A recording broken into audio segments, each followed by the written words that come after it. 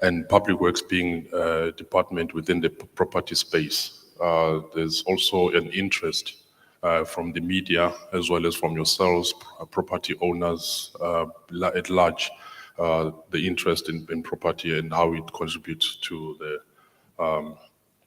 the economy, and also the initiatives that are coming through. I think there'll be a great interest in understanding all of this. So finalizing on the interviews, and then I think then we can then begin with our national anthem. Right. In the meantime, I don't know if there's anyone with a joke here. There's a present. I have a gift for that person. A property joke. Lest you lose your property.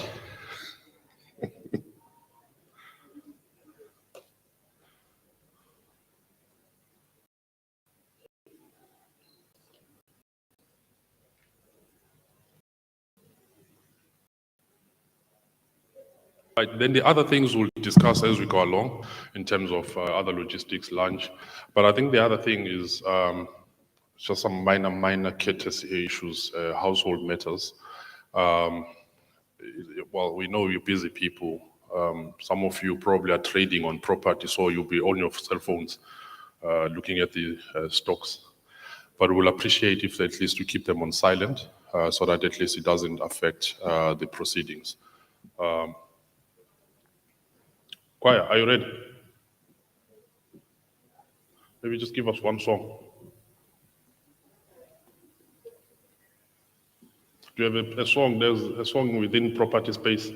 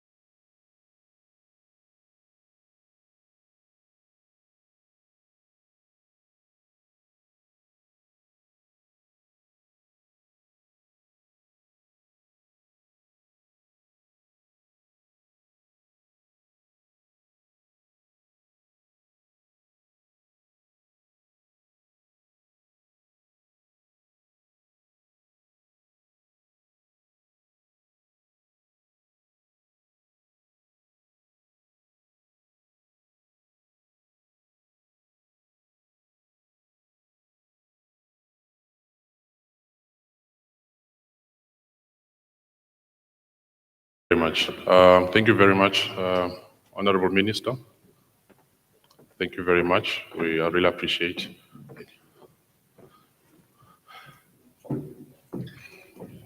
Okay, you may sit.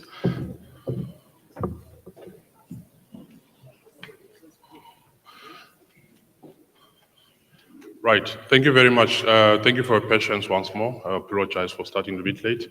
And then thank you, choir. But we go straight to the program so that we at least we catch up on time. Right.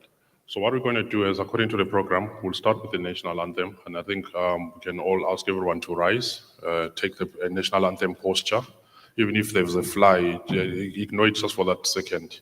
Then at least to assume that posture in terms of the respect for the national anthem. Choir will lead us in the national anthem. We may all rise.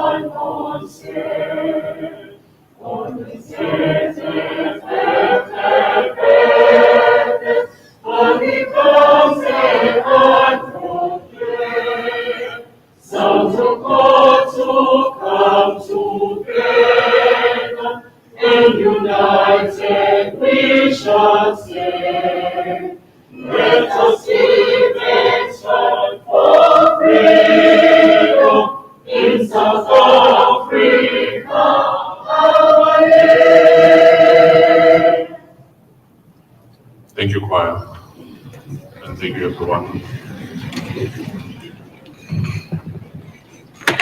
Okay. While we're still in the choir, please also bless us with another song, and then we get into the mood of things. Choir.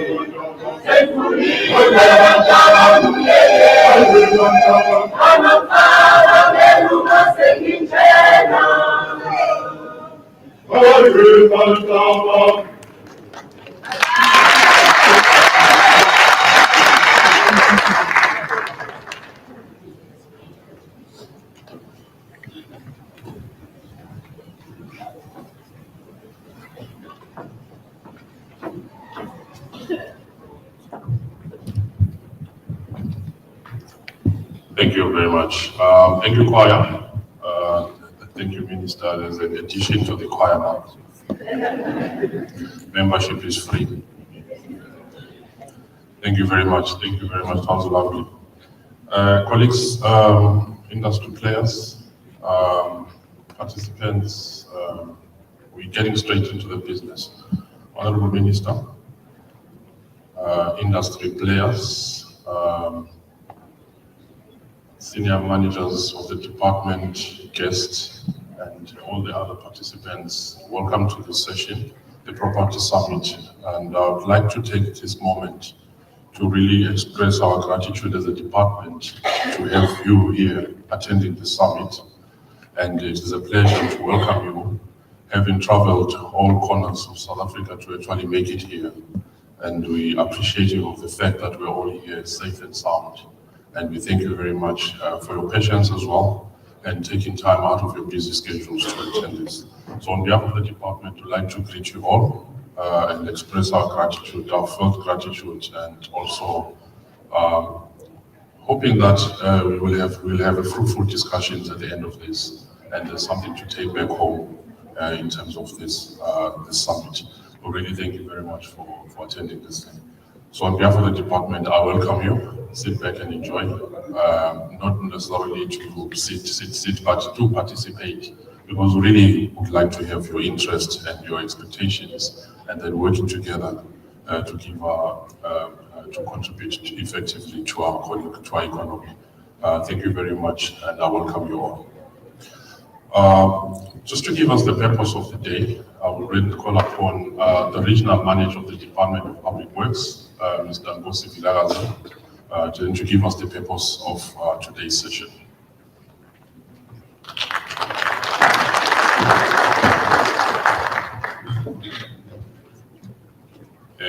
Sorry. I destroyed all your settings, I think. Sorry.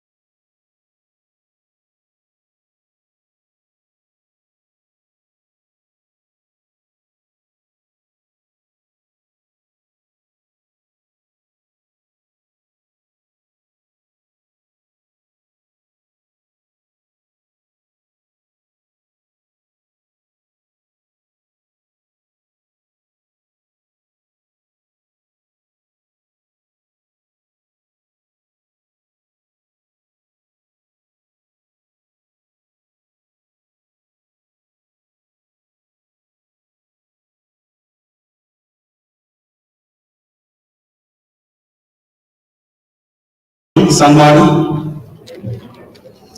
We're just struggling with IT, but I'm going to take you through what we've prepared to indicate the purpose. I'm going to cover the purpose, within the purpose, the problem statement, but also the objectives, so that we all understand why we are here and what we want to achieve from this gathering. I'm going to give you a sneak peek in terms of KZN, in terms of our property portfolio, so that you have a feel how big is our property portfolio. And I'll touch also on key achievements, but lastly I'll touch on the challenges before I conclude. Without wasting time, as a problem statement, we are saying, we all know that there's been a failure in terms of effective maintenance of our properties and the safeguarding of our properties. We've got a large portfolio, however, some of our properties maintenance is lacking, but also the issue of safeguarding. As you drive around in KZN in small towns, you'll see pockets of properties, including residential properties. Some of those are ours. And we are saying that is a challenge. We are also then saying we also need to look into systematic management of those properties, including the funding model, so that it can sustain all the properties that we have. And as I deal with our property portfolio, I'll give you a feel to see how big is our property portfolio, so that you have an understanding. We also then saying there's an issue within the Department of Technical Skills. We are losing a lot of competent officials that will play a role either as facilities managers, as your professionals, etc., to manage this property and the portfolio. We also see client departments losing confidence in terms of how we manage our assets. You'll remember that we are the custodian of the assets, but we act on behalf of client departments. We also allocate properties to client departments. I think also it is a challenge that there's heavy reliance on leasing. We are the custodian and sitting with a large portfolio. And this portfolio we can't use, and now there's a heavy reliance on leasing on the private sector. Of course, it's an opportunity, it's not a big problem, but we need to strike a balance between the two. Hence, we are also then saying it's important to seek partnerships. And we want to be strong on partnerships because as a department, if we partner with private sector, we can deal with these challenges that I've just indicated. What we want to achieve, would want to go into property sector and leverage the available properties so that we can turn the accommodation space around. All the properties that we see them as a problem, as a challenge, we want to turn them around and make them an opportunity for you. We are then also then saying partnerships is key. As a department, we are sitting with a portfolio and partnerships. That's where you come in to partner with us so that we can turn the portfolio, unlock the portfolio to its potential. It's issues of collaboration with yourselves, financial institutions, but the goal also is to, once we turn the property sector, we want also to create jobs, also contribute to the economy, which is a known fact that we are not doing very well in terms of that. We often view that if we do it better with yourselves, it can also reduce the debt that as a government we are holding. And we can start generating revenue with those properties that are idle all over in KZN and in the country. We also would want to deal with the issue of transformation. As we get together, we partner, but we must not leave issues of transformation behind, so that this program or these programs that we are going to present are inclusive in terms of the groups that we are targeting. So transformation remains the key issue. It's partnerships. However, we need to transform the sector. And some of the presentation will deal with the representation in terms of the sector. This perhaps can be done, look at the portfolio, partnerships, but we are then saying long-term relationships, either in the form of a lease, so that you can invest money, but you are then guaranteed, so that you can break even and make a bit of profit. Would want to do that using the properties that I've indicated, and we are then saying this gathering would want to have conversations to then say, here's a portfolio, here are the opportunities, and listen to you as the industry players to see how best we can contribute. I would also want to now move to give you a sneak peek of the portfolio. In KZN, we are sitting with a portfolio of 6,700 land parcels and with about 8,700 improvements. And at this point in time, that is valued at 19 billion. That's a portfolio we are sitting with. Not all of it is being used. A lot of it is idling. In the presentation, it's a pity. Oh, somebody's moving the presentation, yeah. In the presentation, you could see that the majority of it is not being used. That's why we are here. So out of those 7,000, close to 7,000 land parcels and the structures that we have, that's where we need the partnerships. I think key also is to indicate to you, we've demonstrated the portfolio we have. We are then saying we are also managing quite a sizable number of leases, and it's close to the next slide. We are sitting with 386 individual leases, plus minus 150 landlords. And per year, we are paying close to 500 million in these leases. And as I've started saying, you have a lease portfolio, you've got property portfolio. Now we need to strike a balance and make sure that we can use our properties. We are depicting the clients that are in these leases. We are leasing from you, the private sector. And in the main, it's SAPS and Home Affairs at the apex and the rest of them. Perhaps if we move forward, just to also indicate the stakeholders that we interact with. These are some of the stakeholders, but also do remember, these stakeholders themselves, they become custodians. Like Human Settlement, they've got their own asset register. As we are the custodians of some of the assets, transport, etc., they have their own assets that they are custodians. But we are depicting some of the clients and including the role players that plays a role in us managing an asset. Either we put on an asset register, or we transfer, or we buying, or we leasing. Our processes, they go through this. Chief Surveyor General, client departments, approvals. If you are dealing with municipal land, we are dealing with provincial land. So these are stakeholders that we interact with almost on a daily basis on properties. We've covered the issue of the portfolio at a high level. We've also covered the issue of the leases. We felt perhaps we could just also indicate some of the key achievements that we've achieved over time. We've managed with our portfolio to also make available land parcels for flood victims.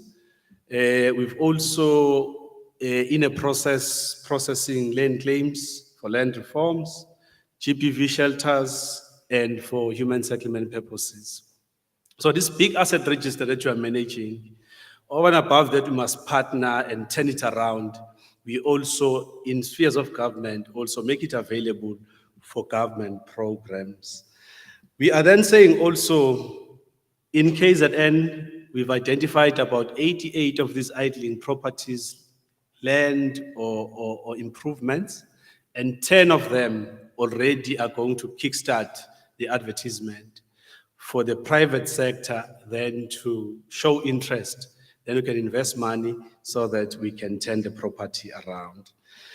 We are saying in terms of the asset register, we've seen improvements in the previous years, unqualified audit, the issues of rates and taxes. There's an ongoing program of Operation Bring Back. It's an ongoing program. Either land was taken from us or somebody has taken our land illegally, and we are in a program embarking on ensuring that we get it back, the land of the state. Some of it deals with issues which are inward looking in terms of our leases, audit issues, cleanup in terms of our lease portfolio. The next slide, we just wanted to, at a high level, indicate the work that we do when we do our asset register and manage our assets. We go through this cycle, and the intention is to physically verify, do reports, map it on GIS, eventually get it into a system that is auditable at the end of the day. This is internally, these are the processes that we go through. But ultimately is to have a credible asset register that is in a system where external auditors can audit. So this we do on daily basis. Obviously, we digitize, that's the next slide. You are then able to link and map our properties. We felt perhaps we need to also touch on the issues of challenges because it's not all well and good. It's important to reflect in some of the challenges. Perhaps this gathering will deal with them and map a way forward. We are then saying, amongst the challenges that we still have vacant, illegally occupied properties. As I've indicated, as we drive through residential, some of them we visited this morning, but it presents an opportunity for us. It's a challenge, but today we are then saying it's an opportunity that we need to look into and come closer as a private sector. We are saying also intergovernmental relations. Some of our properties are handed to clients. When they vacate, they don't notify us. Hence, we are finding them being vandalized and vacant. We want also to indicate the issue of revenue generation. Would want to be big on revenue generation, and some of the programs we want to make sure that we collect as much as we can. Another challenge is the issue of monopoly when it comes to our leases. We've seen it in KZN, but the real problem with them is when you as landlords don't maintain your buildings. Creates a problem for government because they can't deliver. Home Affairs can't render their services. SAPS can't render their services. So public works seem to be failing, yet those buildings will lease them from yourselves. So even if there's monopoly, but the issue is that your buildings, some of them are non-complying. That's a challenge. And that monopoly creates a problem for us. This is linked to lack of maintenance. And the reality is that also in some of the towns, as you drive far north in terms of Pongola or inland, you'll find that even Potchefstroom in the south, we do not have readily available accommodation. Hence, we are then saying now, with these properties that we have, either land, let's invite private sector so that we are then able to get accommodation for government. So we have scarcity of accommodation in most of the small towns. And hence you find that government is squatting on properties that are not conducive. Issues of rates and taxes, it's an ongoing issues. But again, we are saying the issue where landlords would want to charge above market related. It's an issue. It's an audit issue. It's something that we need to correct so that you get paid for the right value of the building. Either it's a grade A or grade B or whatever. So currently we still have people who are offering a particular building but you are paying higher in the market. It's an ongoing discussion. We need to partner with you so that we can turn it around and make sure that you get paid the right amount of money. We've seen also, colleagues, that there's been a number of occasions when we put up a tender, a particular client departments will need space, and some of the landlords will go to an extent putting fraudulent documents. That creates a problem because sooner or later that we get to discover, get disqualified, you get blacklisted. So we're then saying it's a challenge we need to stop, colleagues. Lastly, the issue of OHS, as I've indicated, the pictures are depicting the issues that on daily basis, we meet with yourselves, you make a commitment, but you don't honor it in terms of making sure that you maintain. And that's an ongoing challenge. And we are saying we want to improve on that. I think we can conclude, we've indicated the problem statement, we've indicated the purpose, we've given you a sneak peek of the portfolio, how big is the portfolio, we've given you common challenges and some of the achievements that we are having in KZN. So in conclusion, we are saying use this opportunity to listen to what the department is offering today so that you can turn our challenges into opportunities. We are saying also we've indicated the dynamics in KZN, monopoly and some of the properties that are not there. Please be aware as we want to enter the space, those are the things that are problematic. Yes, we still have problematic landlords that we need to make sure that we deal with those issues. In conclusion, we are then saying there's still opportunities for you to invest and use this opportunity today to turn our challenges and problem statement into an opportunity for you to invest. I thank you.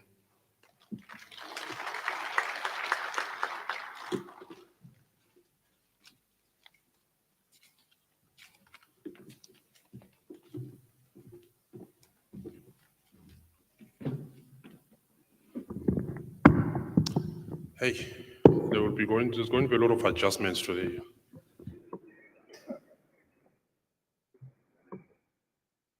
Right, a round of applause, Mr. Vilakazi. Thank you very much. And I think this was the purpose, basically, you could pick from the purpose, from the magnitude and the size of the property itself. And I'm sure as property players, you can actually see quite a number of things that are of interest to yourselves. But not only just the interest, but also to assist government in terms of, building on this property. And you did touch on the issue of transformation. And transformation is quite key, not only as a government target, but also as a target, as an industry commitment that will then contribute to a broader government, broader economy. So it has quite a number of spin-offs, especially when we look at transformation. And that's where the partnership comes in and forging partnerships together. And I think that's from the challenges, you can actually see the partnership that you can actually, how you can contribute to it. Thank you very much, Mr. Vilakazi.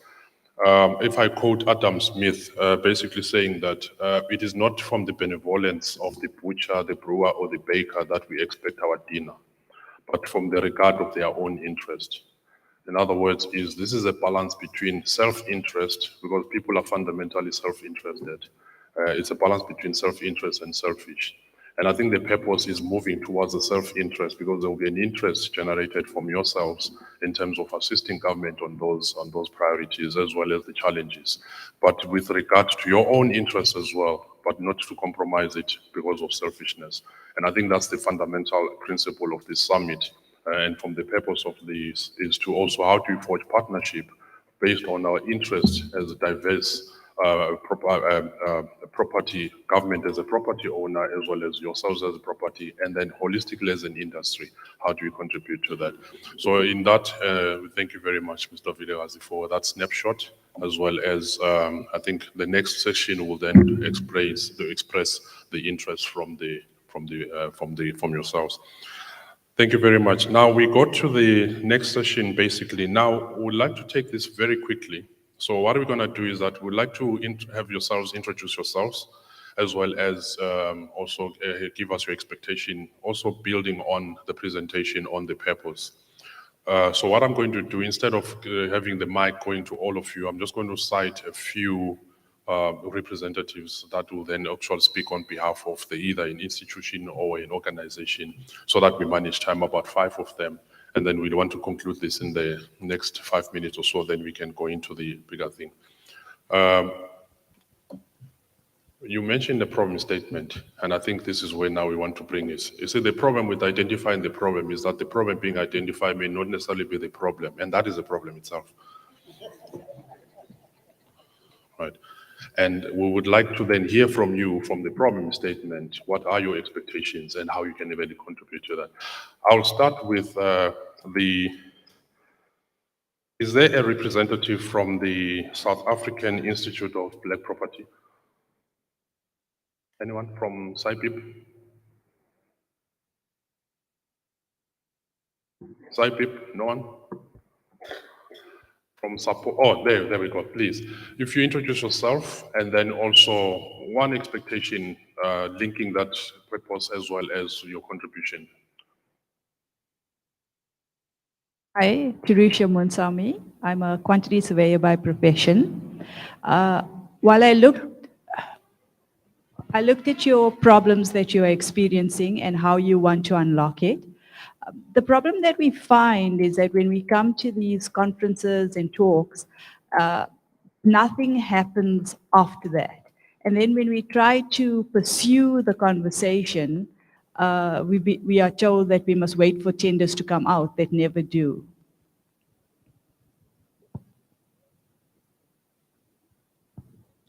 So the problem is waiting. We take note of that. Right. Thank you very much. In fact, they used to say DPW was the department, if you look at the abbreviation, Department of Please Wait. Now, when you throw in the I instead of infrastructure, please wait while we engage. So we would like to then take on board that issue of changing the please wait to actually actions. Now, thank you for that comment. Anyone from the South African Property Owners Association, SAPOA?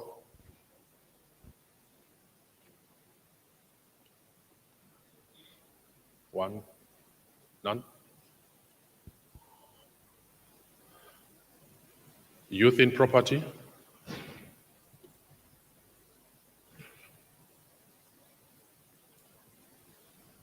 Okay, who's here? Besides Public Works.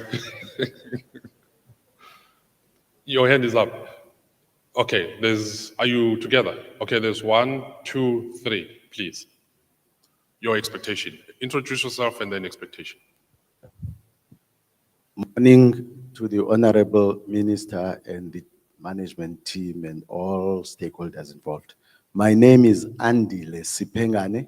I'm the acting CEO at Services SETA. What we expect is to fast track our agreement with the department. We are into built environment industry, and we would like to interact with the associations in the built environment that are here present.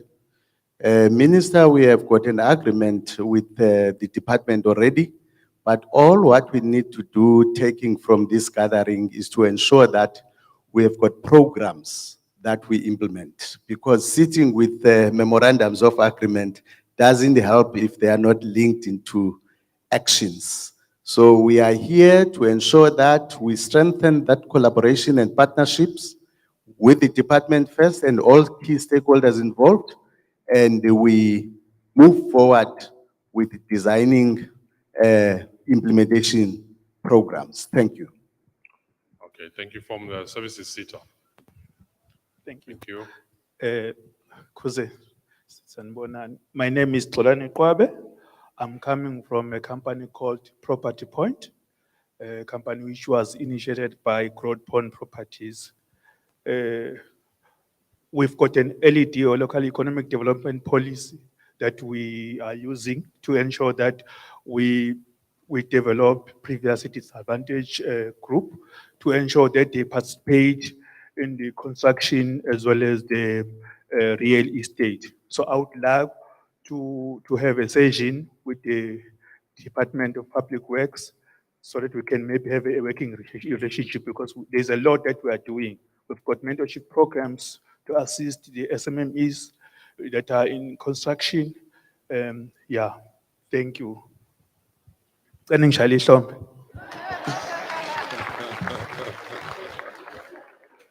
Self-interest, thank you.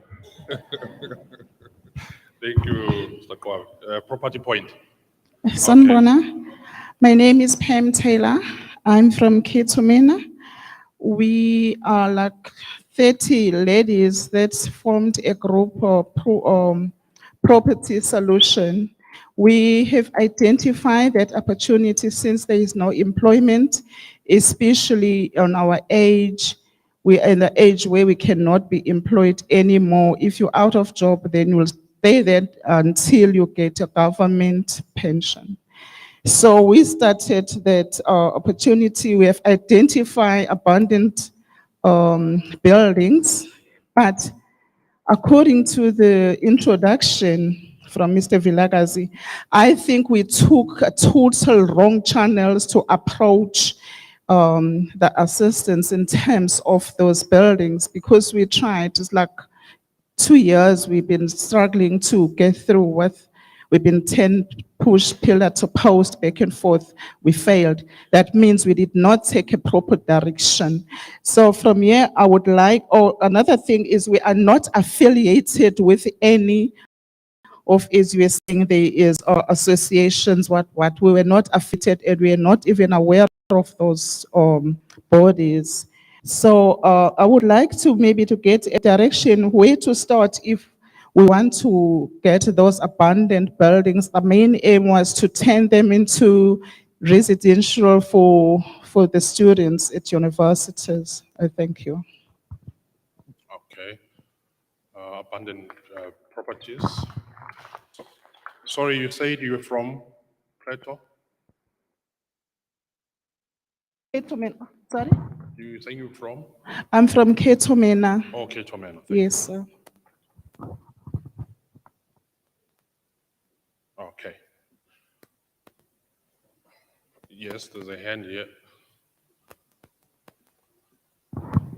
Good morning. My name is Tapelo Musingane. I am the head of real estate at eThekwini municipality. I think mine is the plea for collaboration. At eThekwini, we have what we call a proactive land release strategy, which we are dealing with unutilized and vacant properties. We own about 54,900 properties. And we started that program in 2021. My plea, I think, is specifically on the releases, specifically in eThekwini. We should be having a total of about 25 properties that should be going out on tender, including the entire beachfront. If we can collaborate on that, the second part of it, I think we do have a roadmap in terms of implementing transformation using 2(1)(f) of the Preferential Procurement Framework Act to give effect to Section 25(5) of that. If we could then have that alignment in terms of then dealing with the transformation issues. Thank you. Thank you very much. I think you are aligning to the point on intergovernmental relations, the 4 principles of collaboration and coherent government. Thank you very much for that from municipality. Let's have 2 more hands here and then we move. Oh, okay.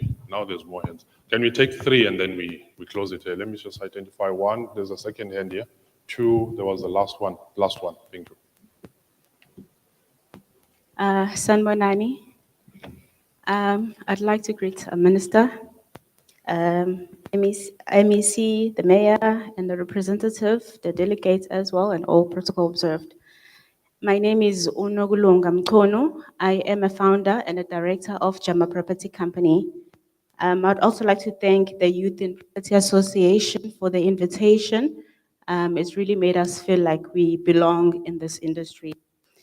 I'd just like to share what we do as a company. We do asset and property portfolio management. We also, under property management, we do repair and cleaning. We are currently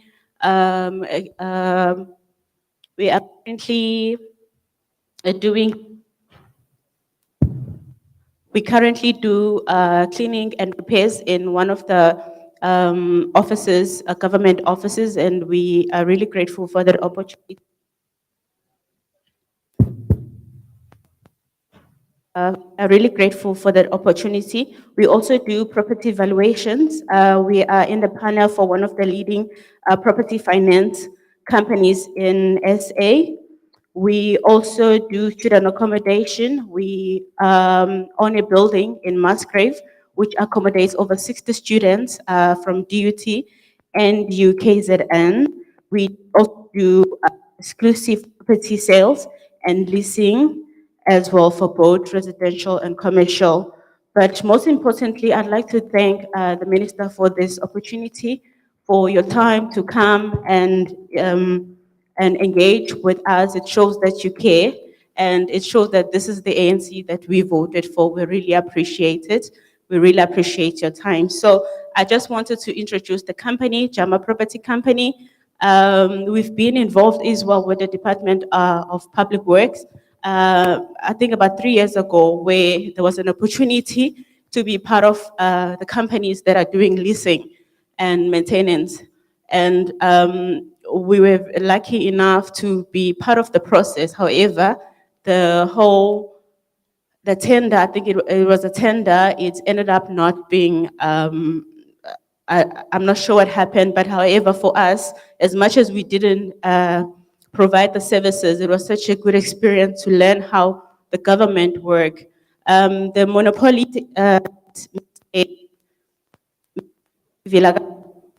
Sorry, maybe if we can get, yeah. that Mr. Nkosi. Thank you. One of the challenges that we did pick up as well was that there is a problem with monopoly. We are experienced in the industry, we are qualified, we've got the capacity, and now we've even got financial capacity to take on the work. But however, because of how the system works, where there are only a very few people who own properties, we aren't able to access the market. And we have proposed a couple of solutions for such, for young, especially Black people in business to actually access the market, was that perhaps if we could do the property management of these buildings that we cannot lease because we do not own yet. So I think this also can be one of the solutions. So Jama Property Companies currently has 25 employees, which most of them are permanently employed, and some of them are contracted. So if it wasn't for the government,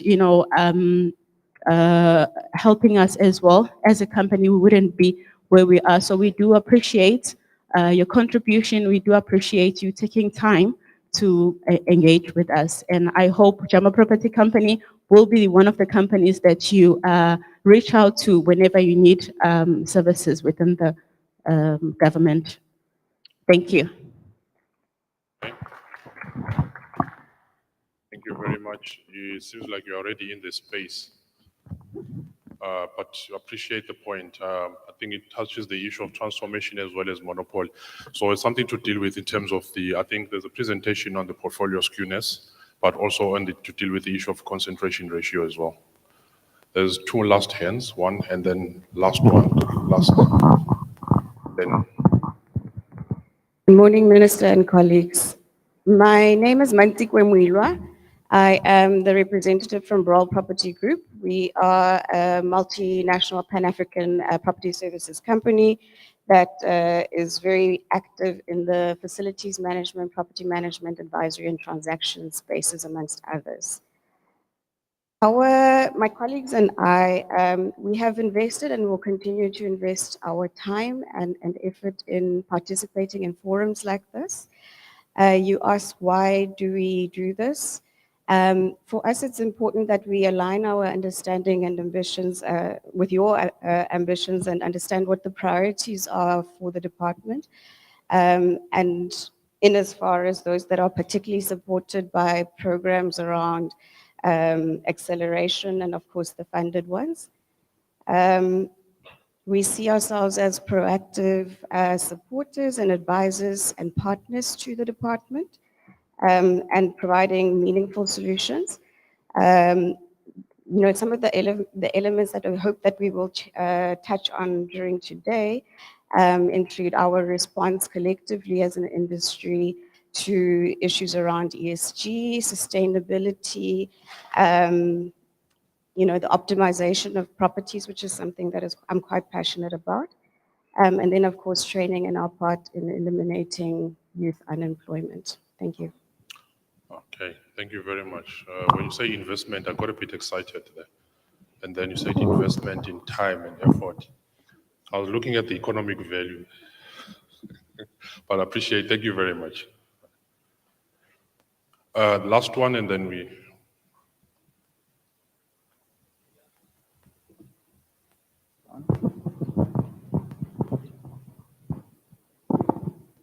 Thanks, everyone. Thank you, Speaker. Honorable Minister and distinguished guests, thanks for this opportunity. I'm the Managing Director of Nexigen. We are a property development company that specializes in green buildings and property development that leads to healthier and better living spaces for our communities and stakeholders. I'm looking forward to this opportunity and this conference to participate in partnerships in development of green buildings, green precincts, and making our country and city a more sustainable place. And I'm looking for opportunities to align our objectives with that of the city and the country in developing a sustainable future for ourselves and for our children and the next generation. Thank you. Thank you very much. A round of applause to everyone, all those that have spoken. Thank you very much. It's an important part on green building, linking to the green building policy and the department. I think that's also something that we touched on, and then forge those partnerships as well. Thank you very much. Colleagues, without much ado, thank you for your participation and the inputs and the expectation. And then when we go to the presentations, we'll also touch on those expectations as well. Now, I would like to then call upon Honorable Minister. I'm not going to say much. He doesn't like, so I'll just say Honorable Minister.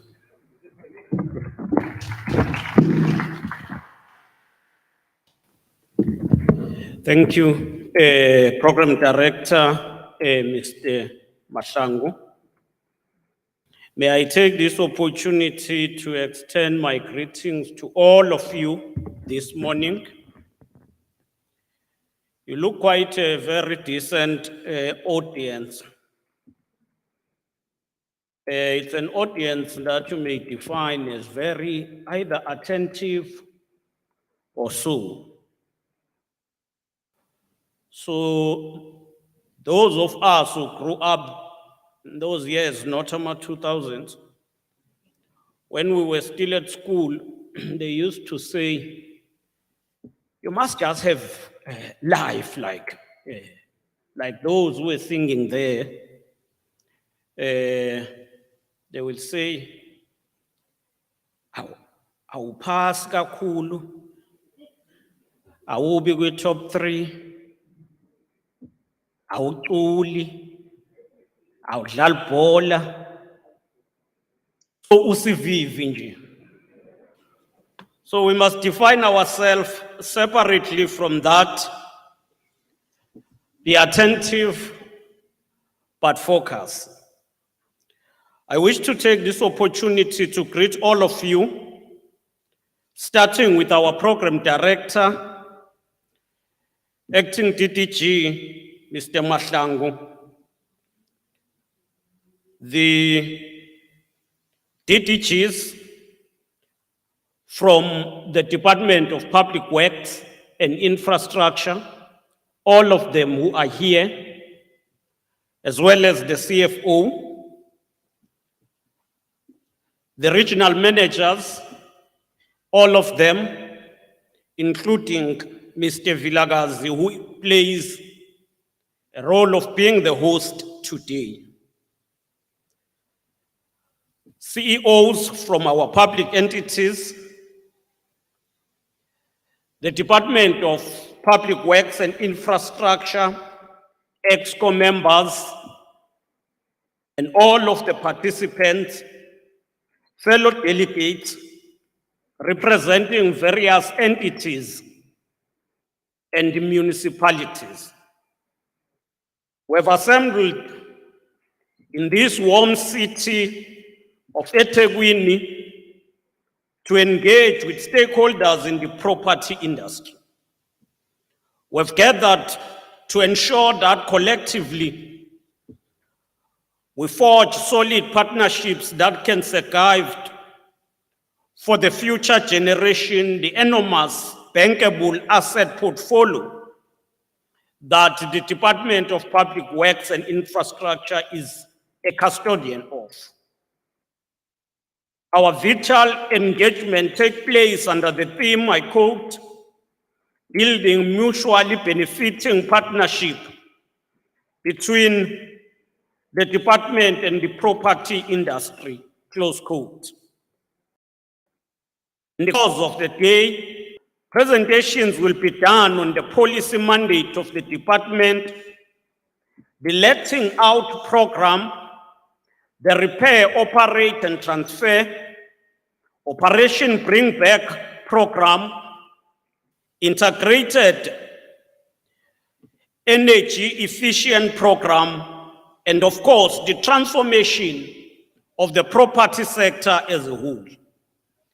As the department, we commit to be transparent and frank about the challenges that we face in managing and maintaining the property portfolio.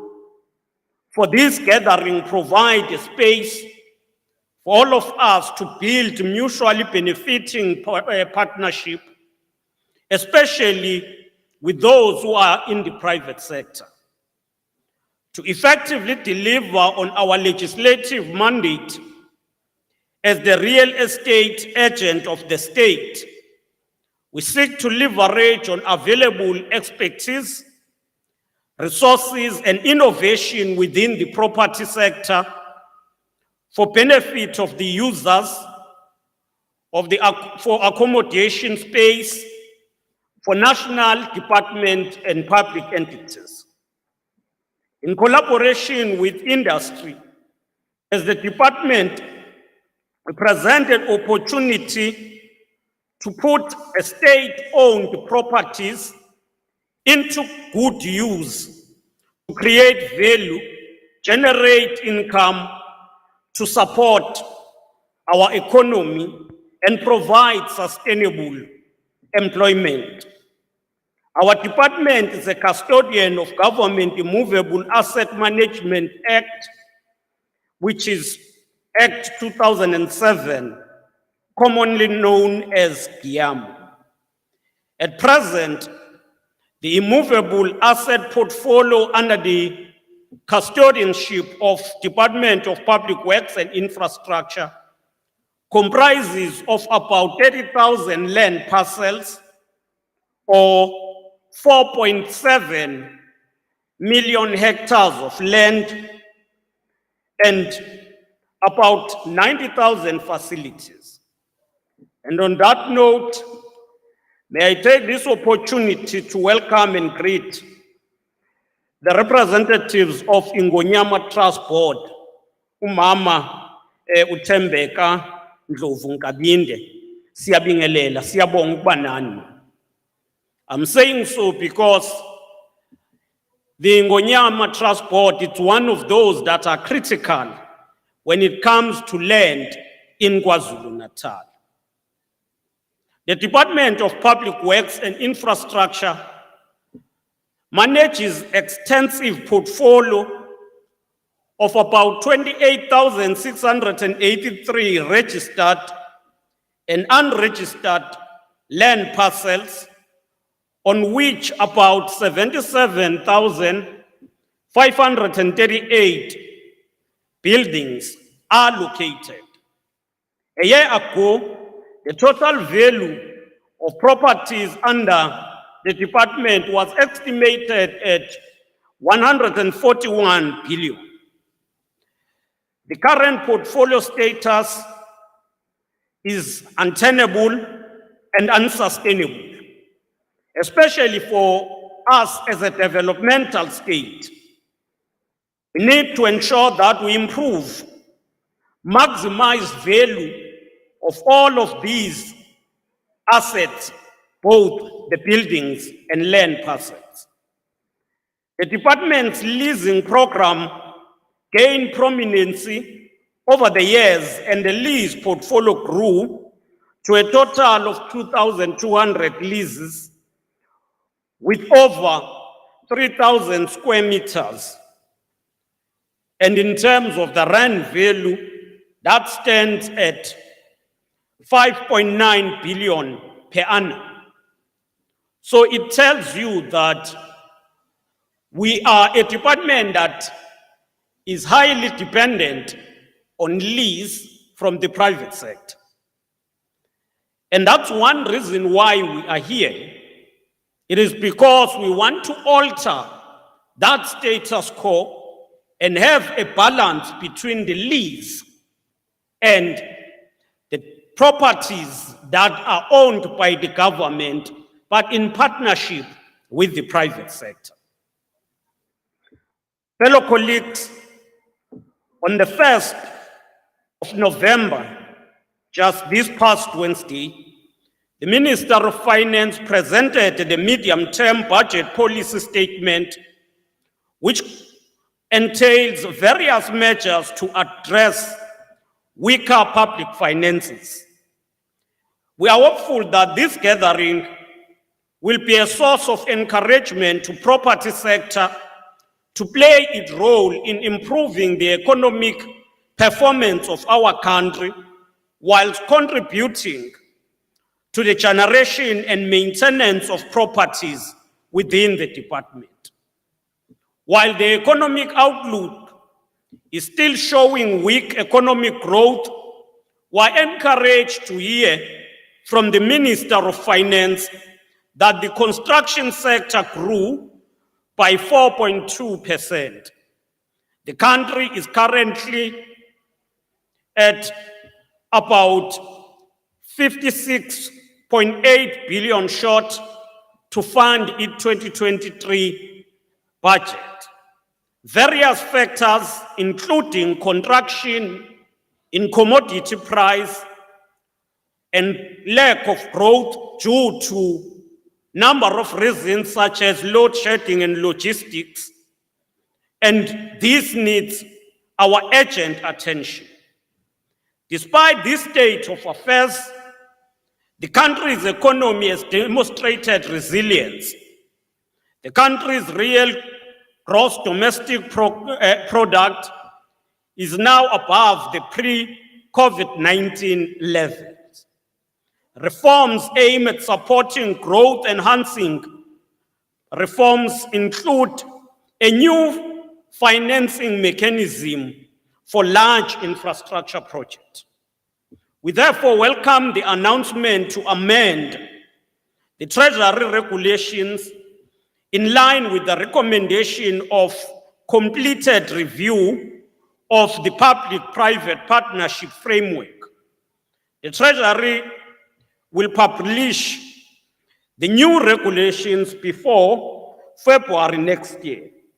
And therefore, we believe that this will be a key intervention to ensure that we have an easy mechanism to fund infrastructure.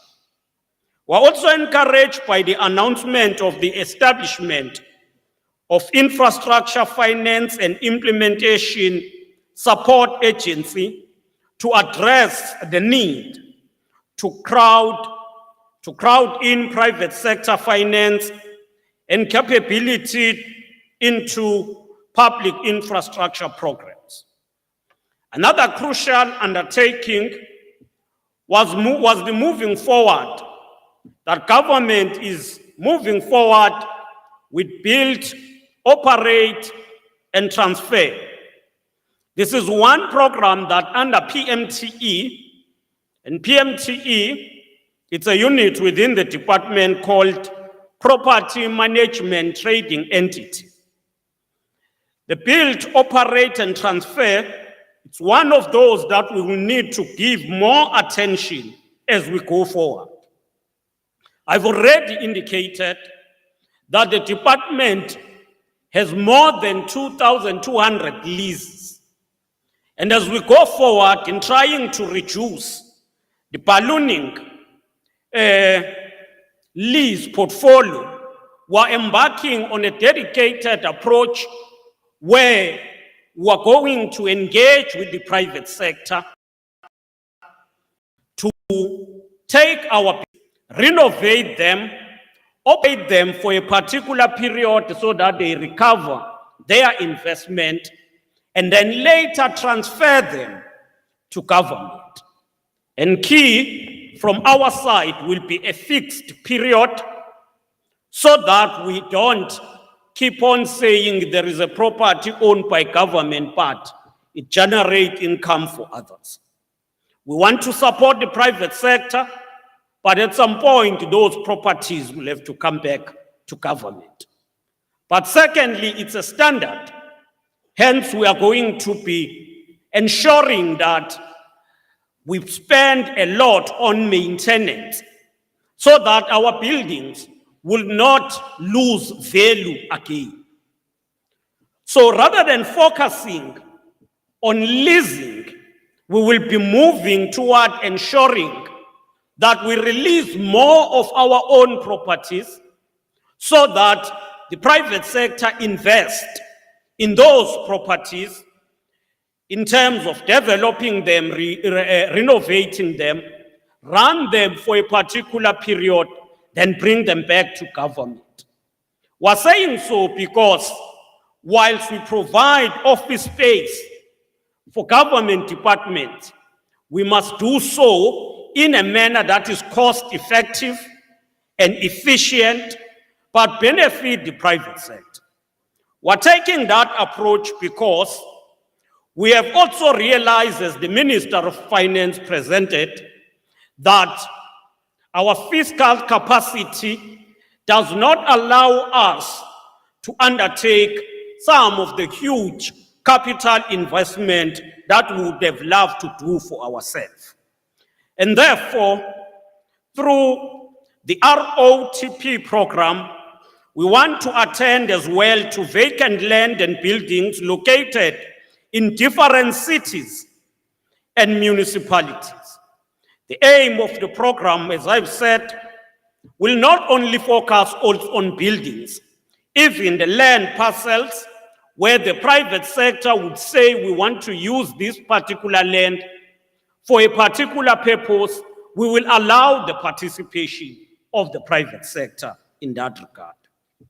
There are about 50 properties that are already being identified for phase 2. Phase 1 has already been issued, where we've issued requests for proposals for 5 buildings already. We're now moving toward 50 properties that we're going to invite requests for proposals for those who would want to invest in renovation and operation of those. So, my dear sister there, the first one to speak, who said we always come to these conferences, but we go back with nothing tangible. We are proud to tell you that already 5 have been issued, I think, 2 months ago, and the process to ensure that they are allocated is underway. We would want now to go to 50. So we are going in a bigger scale. It is not a KwaZulu-Natal program, but it is a South African program of the DPWI. And In addressing the plight of those who are in the space but don't have financial muscle, we will also look upon number of finance development institute to assist entrepreneurs. That will include your KZN Growth Fund, your ITALA, but as well as national entities. And therefore, proactiveness is going to be important. The second area will be on illegal occupation of state-owned properties. As the department is presently confronted with a vast number of properties that are illegally occupied, either through squatting, land invasion, and land grabbing, we are going to embark on the operation Bring Back. So by bega kahle batho ka Kesari, buyisa lokho okudingwa umnini wakho. This is the campaign we are embarking on together with law enforcement agencies, which include the NPA, Asset Forfeiture Unit, the SIU, that have been sold to private individuals illegally. There are also those parcels that are occupied, and we want all of them to get back to the government. And I'm in uploading the work we are doing with the NPA, Asset Forfeiture Unit, as well as SIU. We have recovered some of properties in number of areas, including areas such as Sentin, where one of the building of land, which was earmarked for the Pan-African Parliament, was sold illegally. And through the collaboration with these entities, we have managed to recover this land. But we would want also to partner with municipalities to ensure that our bylaws make it easy to identify illegally occupied buildings, evict, and then reclaim back those properties. So the pledge by eThekwini here comes handy, and that's why in provinces we will need to establish structures that include municipalities, the government departments that are relevant, and agencies that are responsible for law enforcement. The Prevention of Illegal Eviction from and Unlawful Occupation of Land Act of 1998, for instance, was promulgated to prevent arbitrary evictions. But we would want also to be clear that this piece of legislation, while protect people, it should not be used to hijack buildings for illegal activities. It is clear that vacant properties need to be protected or let out to potential tenants or investors so that the government can also generate income. Guiding of vacant, unprotected, and idle properties has resulted in high cost. Hence, as the department, we're opting for caretakership agreement with a minimum or no rental charge for the users. But we must also be emphatic on this point. We are going to go out in a massive way where we will allow the private sector to participate in a letting program where we're going to avail close to 80 properties before, I believe it is before the end of this financial year, allow the private sector to lease from the department at least 80 properties throughout the country as a start And that leasing will be for various reasons. There will be those who will say we lease so that we develop student accommodation. We lease to develop economic activities of any sort. And in this regard, I must also hasten to say there will be those proposals that comes from the private sector, from those who would say, I have seen this piece of land or property. I want to use it for a particular purpose. We're open for that, but we would equally want to test the market so that we don't give a single person an undue advantage. Testing the market in a transparent way so that if you say you want to develop a particular land or a particular building, you do so procedurally and transparently. We will also want to ensure that we move with speed to embrace the developments that are taking place in the world. At the center of that is the whole issue of climate change. To respond in this regard, we are embarking on an integrated renewable energy and resource efficient program, which include the use of renewable energy such as solar, clean energy like natural gas, and energy efficient in government buildings. The IRRP, which forms SIP 28, SIPs are strategic infrastructure projects. SIP 28, it's already out where we are requesting for those who want to participate in installing of alternative energy in some of the identified government buildings. But this presents a number of solutions.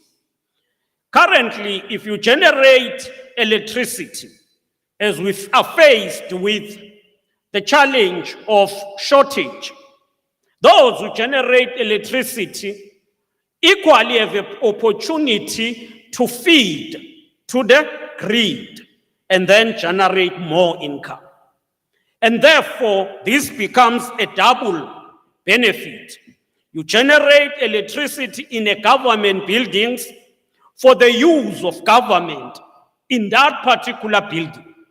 But you also have the right to sell electricity, and therefore you multiply your fortunes. It is going to be important to embrace this as we move toward a climate resilient society. Equally, this project will include ensuring water solution in the government buildings, as well as waste management plan. And this is a package for each of the buildings that we have already issued. I believe this is also out in the market for the private sector. And therefore, every quarter, we aim to release a particular number of buildings. These will include, in particular, areas such as correctional services. Correctional services, you install the alternative energy, you supply electricity, you install a system for water recyclement, for waste management, and therefore it becomes a package for our buildings. We believe that the investment in this area, an area which is under the real estate management services branch, will attract more entrepreneurs to participate in this green economy. As I conclude, the transformation of the property sector remains key and a cornerstone of economic growth. We therefore would want to emphasize our commitment to support those who want to participate in this industry, whether they are coming from an angle of investment, and we will make it easy for them to have at least supporting documents for getting loans from finance development institutions. And those who would want to participate in facility management, we're going big in the total facility management approach. And the total facility management is when we give you a whole building and we say manage this for at least 5 years. Invest and ensure that the building is properly kept clean and well managed. These are some of the initiatives that we would want to use to transform this sector.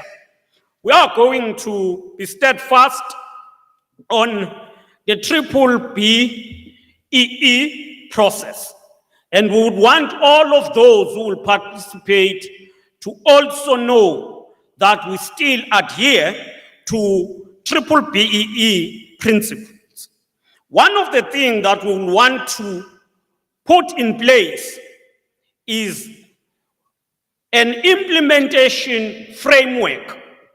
We know that Public Works is known as a department which issue tenders that get not implemented, either because we will be told that nobody qualified. So once we issue the tender, those in charge, when they cancel, they should have a reason for that. And the reason cannot be that a preferred bidder is not the one expected from somewhere. A preferred bidder must be given an opportunity to do work, whether known or unknown, to those who are in authorities. So if there would be a cancellation, we have already established a committee, a restriction committee, that will examine all of those reasons. And we want to build a department that is effective, efficient, and capable. And therefore, we cannot be held at ransom by those who say we want to give so and so at the end of development. If is successful, is not the one who is known, let it be. Let's work and continue. In fact, there should be no relationship between the procurement and subjective interest of individuals. And we will be following that very strictly. We are going to have detailed presentation later, but we would want also to emphasize as a parting shot that gone is the time where maintenance will not be prioritized. We will prioritize maintenance of our buildings, including and the client's department also take care and know that each and every building need to maintain. We must allow a state of decay. This then takes us to the private sector, where you have a lot of privately owned businesses that have been left because people fail to maintain them. We must make it easy for municipalities to expropriate those buildings so that we don't see our CBDs decaying and building becoming a risk in our cities. With those words, we would like to wish you all a fruitful deliberation during this endeavor. I thank you.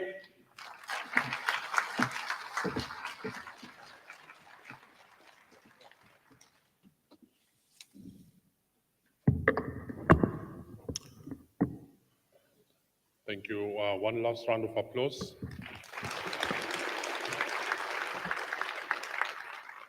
Thank you, Honorable Minister. Thank you for the keynote address. It's quite a huge menu, I must say. And I think it covered quite a lot, self-interest and things that will also interest you. And I'm sure from the keynote address, the audience, I'm sure you has made the audience more receptive of other initiatives that the department is doing in your space, of which some of them you probably are participating and also will have an interest in them. But thank you very much, Minister. Right, I don't want to paraphrase, summarize, but I think I'll leave it to you. Right, what we'll do now, we'll just have a reflection on the Minister's keynote address from the industry players. If there's any questions, comments, not to question the keynote, questions that will also add value to the menu that has been provided by the Minister. I see that the heads went up quickly.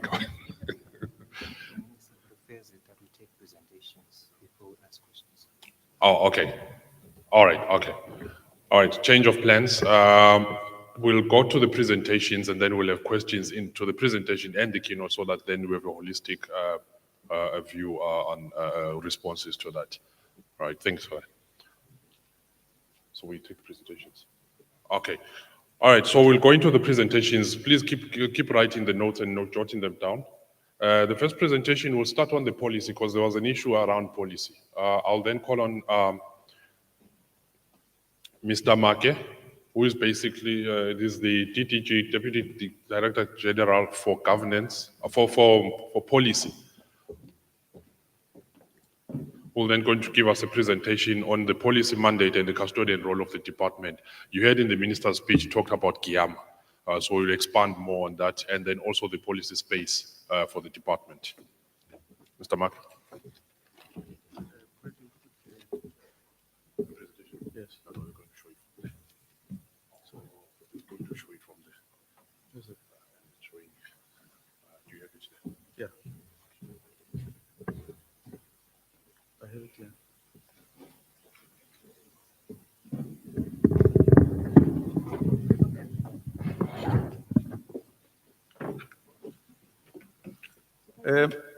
Good afternoon, Minister, colleagues, delegates. I'm Masilo Make, I'm the DDG for Policy. While I'm waiting for the presentation to be set up, we can debate a bit about the Springboks. I see that Mr. Mahlangu, if he was a prospective Springbok player, to me it would be a natural number 8. My apologies, I just need to get this thing.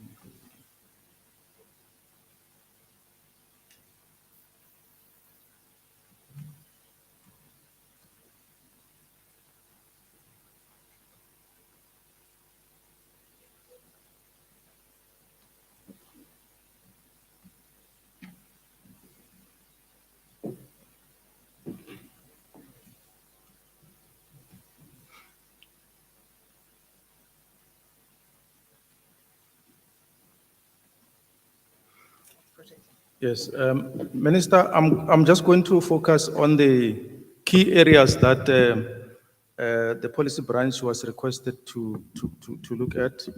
I'm going to start with the constitutional mandate.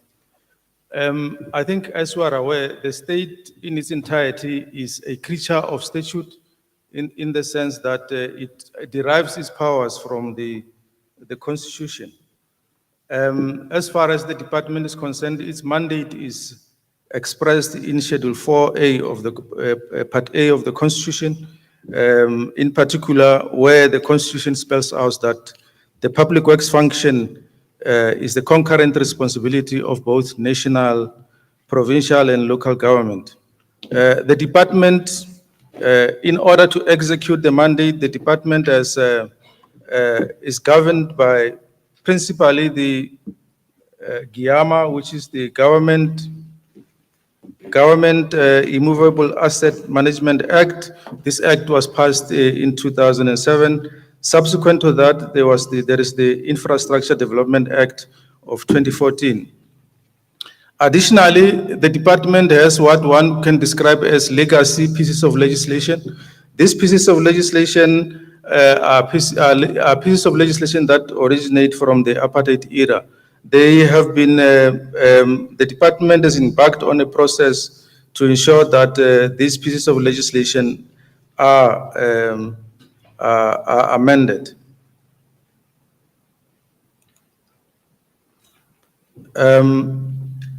The policy framework for the department is derived from two pieces of white papers. The first one is the 1997 white paper, which essentially reflects on the DPWI's intention to establish a durable strategy to set out key departmental programs.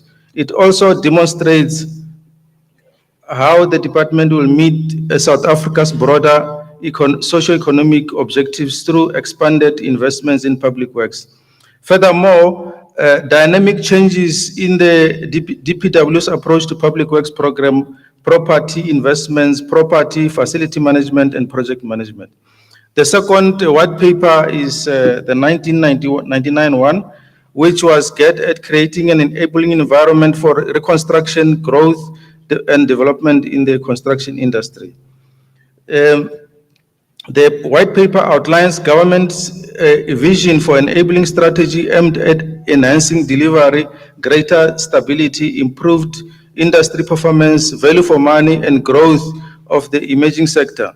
It also reflects government's commitment to the objectives of development, growth, and the democratization of society. It outlines the vision for the vision of the construction industry policy and strategy that promotes stability, fosters economic growth, and international competitiveness. It also seeks to create sustainable employment and address historic imbalances as it generates new industry capacity for industry development.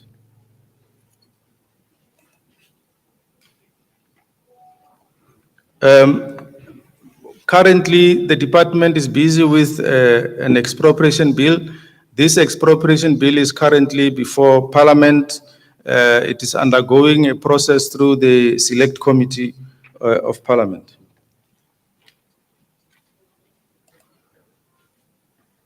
I've already indicated that there is a process to amend what one would refer to as legacy pieces of legislation. There is currently a Public Works General Laws Amendment and Repeal Bill. This bill seeks to repeal totally or partially or amend some pieces of those legacy pieces of legislation. These pieces of legislation have been characterized either as obsolete or redundant legislation or legislation containing unconstitutional provisions. The other piece of legislation that the department is currently amending is the Construction Industry Development Board Act. Currently, this process is advanced, and there will be a process of ensuring that this piece of legislation is gazetted shortly. The main work that the policy branch is busy with now is the development of the draft Public Works Bill.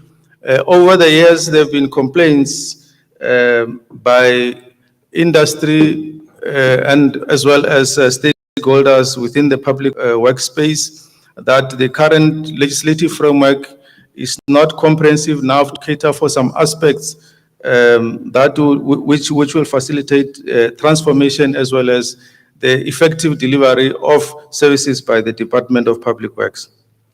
In this regard, we wish to point out that the department has gone through a consultative process internally. We are currently busy with what is called a concept document. We envision that in the second week of December, this Public Works, the concept document will then form part of participation process in a national workshop. There are various issues that will be set out in that piece of legislation. The main issue that we have with the current legislation is that it does not give the minister effective powers, and it also does not touch to the fact that the minister needs to give directive or cohesive policy nationally, starting from national, provincial, as well as local government. So the Public Works Bill seeks then to be based on, amongst others, Section 41 of the Constitution to ensure that it speaks to local government, provincial, as well as the interests of national government. Minister, that is my presentation. I know that it is short, but obviously, when you deal with legal issues, you're confined to the script as it is. Thank you very much.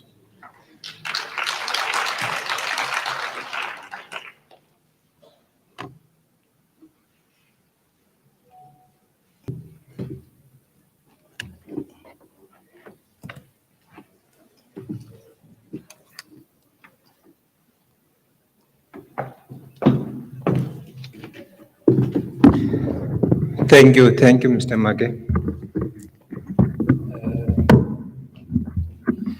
I'm not sure where the program director is.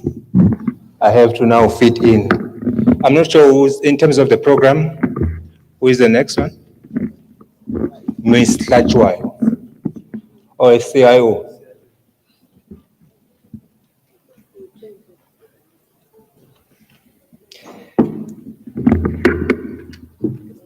Oh, no, it looks like the CIO is not ready. The PMO is already coming to the stage. No, wait. CIO is here. Okay, can you connect for the CIO? She's got her laptop. That one is much complicated than this one. Okay, they say yours, CIO, is complicated, the laptop. They would rather put this one so that we get things done quicker. 10 minutes.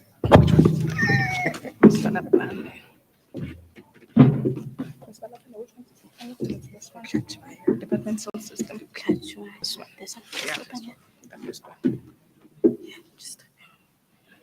Is it on slide mode? Yeah, it's on slide mode. There we go. Okay. I'm good. Good morning, Honorable Minister, EXCO members, fellow colleagues, and stakeholders from the property sector. My name is Tsimedi Malapela. I'm the CIO of the department, and I'll be taking you through. They said I've got 10 minutes, so I'll try. But what I will cover is the business model that we as the department, as part of transformation, we need to enable through technology. And also then the high level processes for this one is more because we have government to government services, and then we have government to business, which includes most of the stakeholders here. And then also that also must be powered by technology. And also then I will take you through the digital vision. It's aligned to the Vision 2030, but you will know as part of the strategic plan, I think we are on the 4th year of the current administration. So there was a 5-year plan, but this digital vision is for us to take us to Vision 2030 in terms of what we will need to contribute in terms of transformation in public sector through technology. Then I will touch on a high level in our roadmap in terms of how we move into that vision or to achieve it. And then from there also then look at the current challenges that we have. I think from a client and also from a stakeholder perspective, there is expectation to have seamless and efficiency and easy of access to us as a department. My presentation is more on graphics. I'm from IT, I guess, but they say a picture tells 1,000 words, so I'll try. But this business model in terms of the property management entity, trading entity, it just gives an overview to say from us, when we talk digital transformation or technology-powered operations of the department, what is the context and what is involved and what are the key stakeholders? The RM touched on some of the key stakeholders, but that means on a day-to-day basis, we need to be able to collaborate, to be able to execute our tasks, and most importantly for us to conclude on some of the agreements, lease agreements, facility management, and a whole lot of issues. So I'm not gonna go into it, but it's just to show you that we do have an operating model. On this slide is just to show that as a department, the portfolio is big, and asset management or the immovable asset management together with the lease portfolio part of it, it forms the core basis of the operations that the department does. What it translates to us into the ICT space, it means information and big data. And that we need on a day-to-day basis for us to make decisions. The minister talked about how we made decisions in terms of which parcels to allocate for which programs that the government is working on.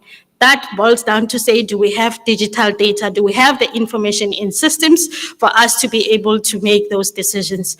And also for us to be able to improve the processes or the efficiency of the department and service delivery, we need to know and have real-time data. So this processes also just shows that there's a value chain involved from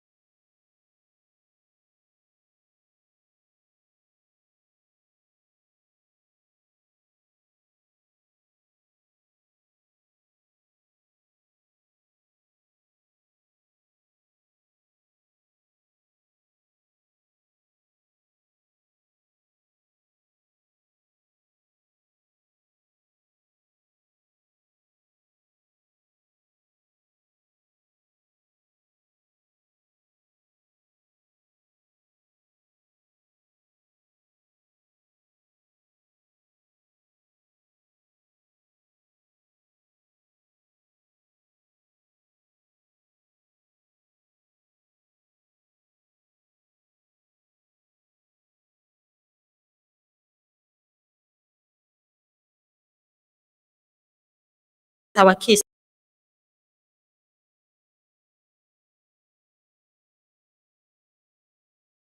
Is the core.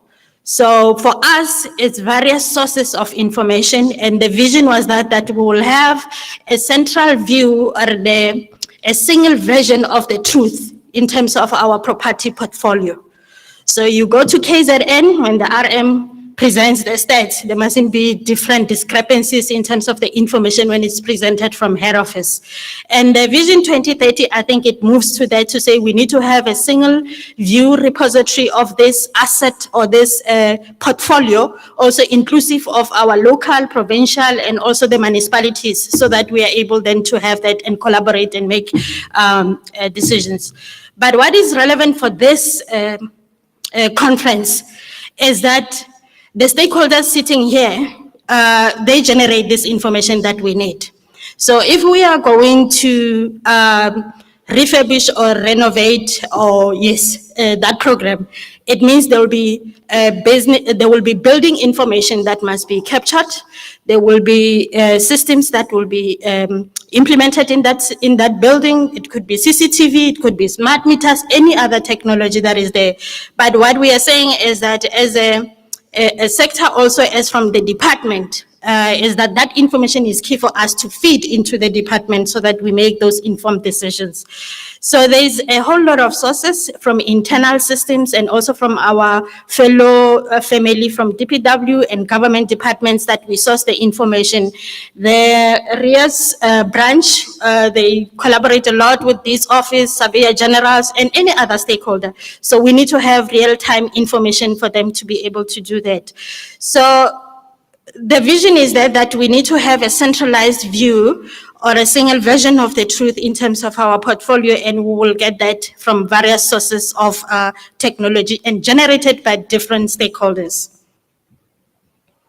Coming back to today, I think the minister has outlined the programs to say we are going to have several programs running, and what is key from us from ICT is that as you embark on this journey with the department, we're looking at having connected and smart buildings.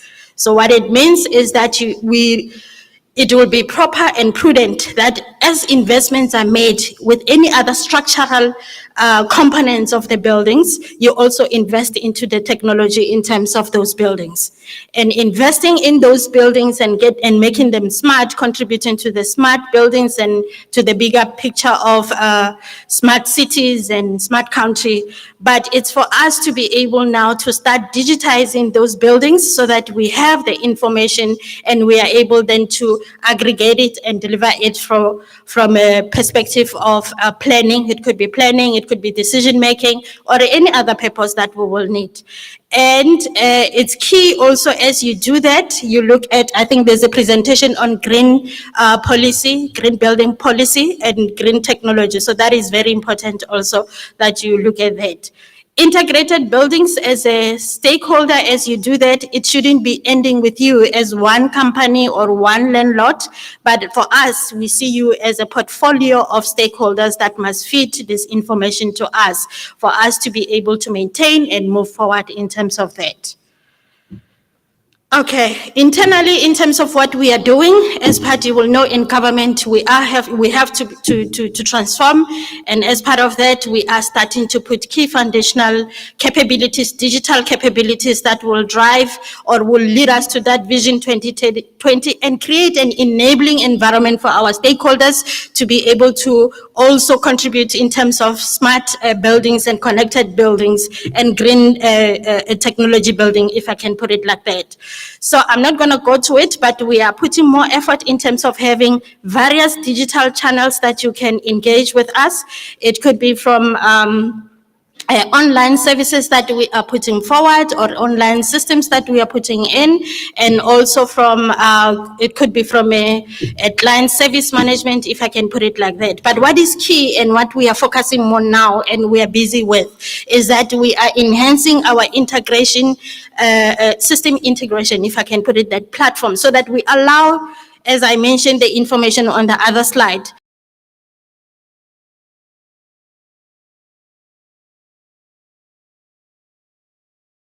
interfaces. We need things could be information facing to this office for real-time verification. So that integration platform must be proper and it must be secure on top of that, because we know we are prone to cybersecurity issues. And also we do have core systems in the environment. I think one of the slides from the RM, he depicted some of them to say we do have systems where we put this portfolio information in. We are not there yet.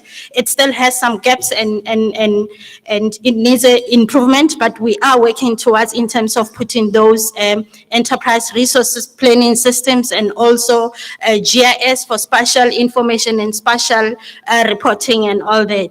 And above that is to also look at investing into the business intelligence platforms so that we are able to have visualization and dashboard reporting.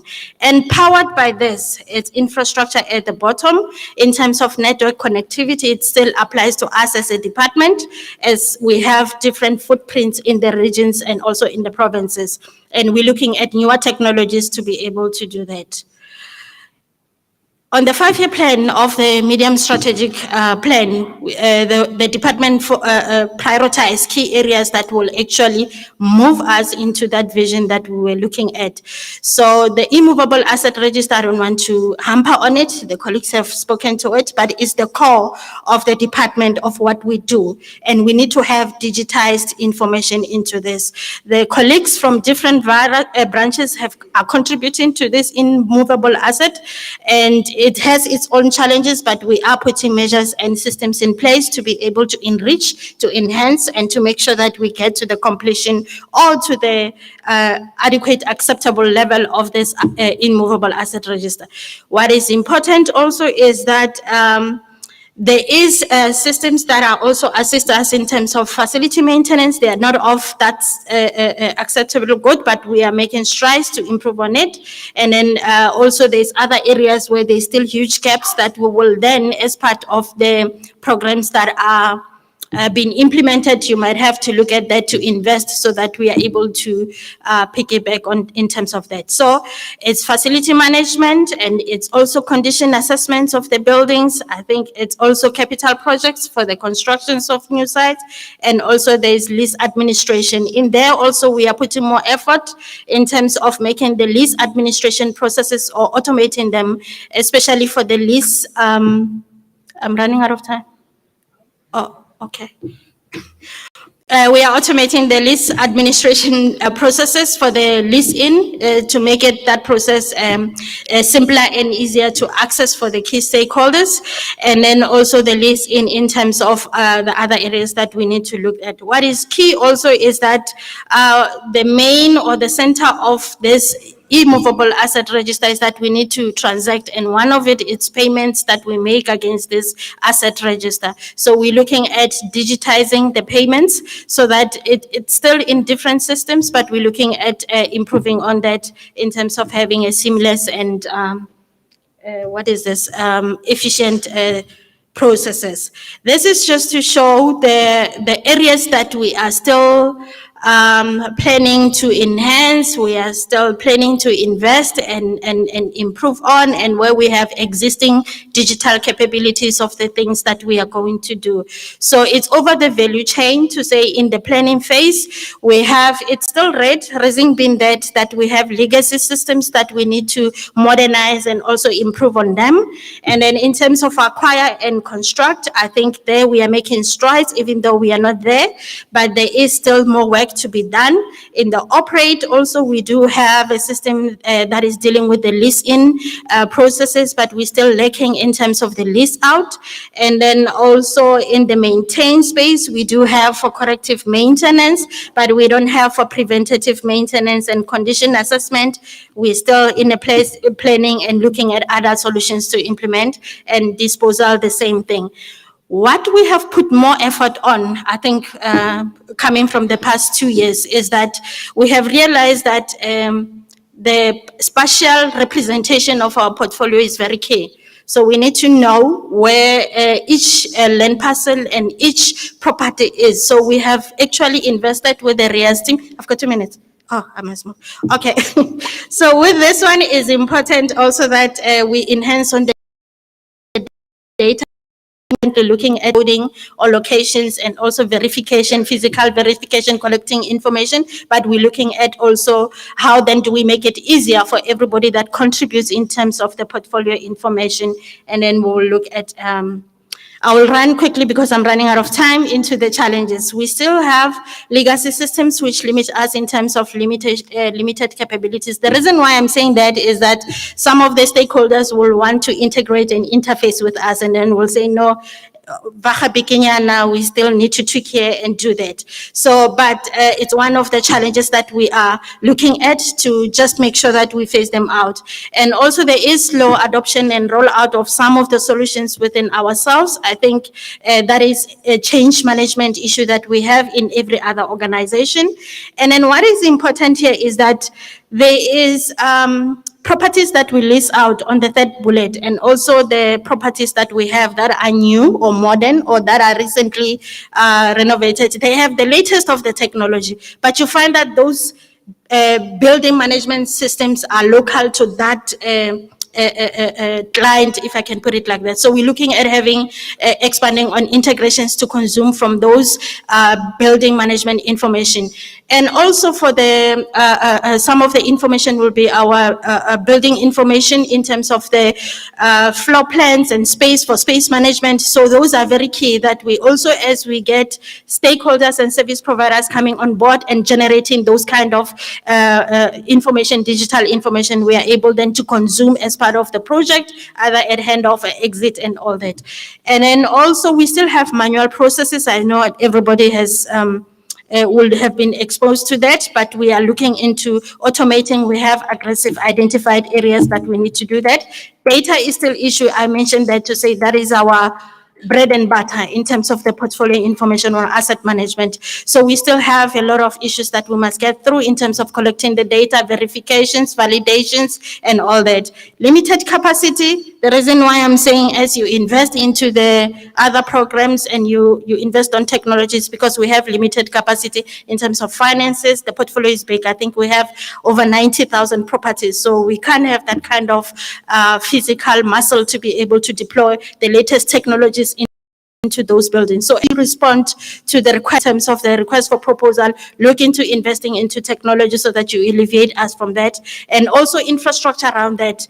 I think everybody knows now that online services is a way to go and systems are a way to go. So for that area of properties that you need to do that, it should be connected and be in an area that it will be accessible.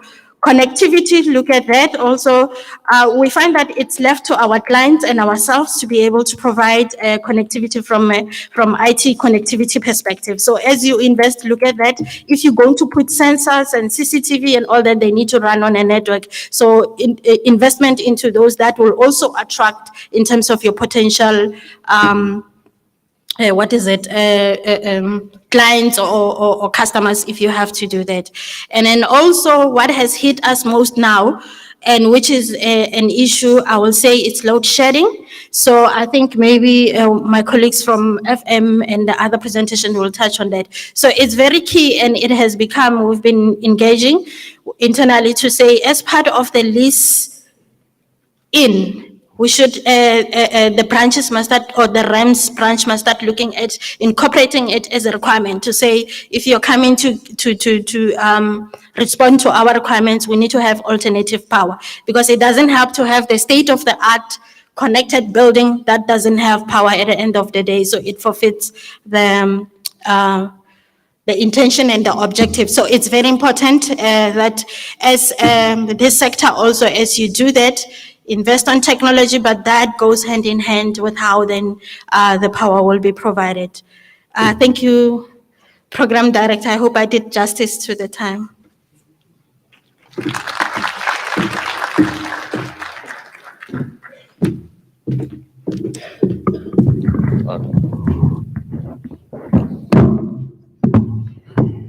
Maybe we need two mics here.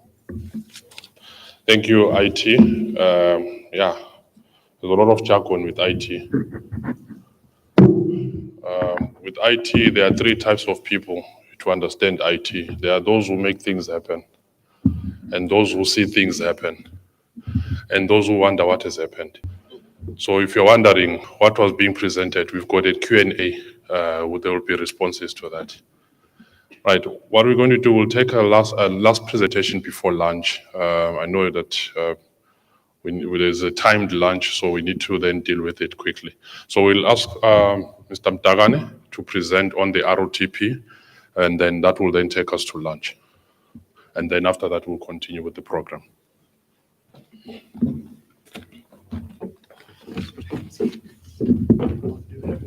I should have a chair. Let's just see. This one, repair operating it. Let's just open it.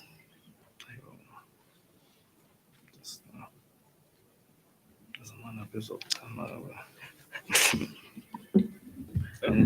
the one? Yeah. You happy? Can you adjust this thing? This one here? For sure. Is that okay? Yeah, thank you.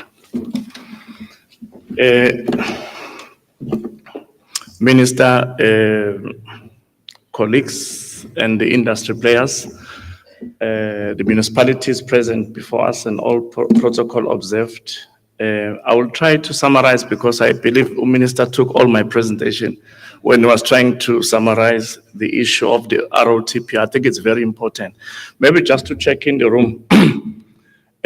When we look at October, what can you say about the month of October? Who can contribute towards that question? What can you say about October month? Now we're in November. We are dealing with what we are presenting to the property sector. Who can contribute? I just want to check if we follow what is going on in this country and the world. Okay. Any contributor?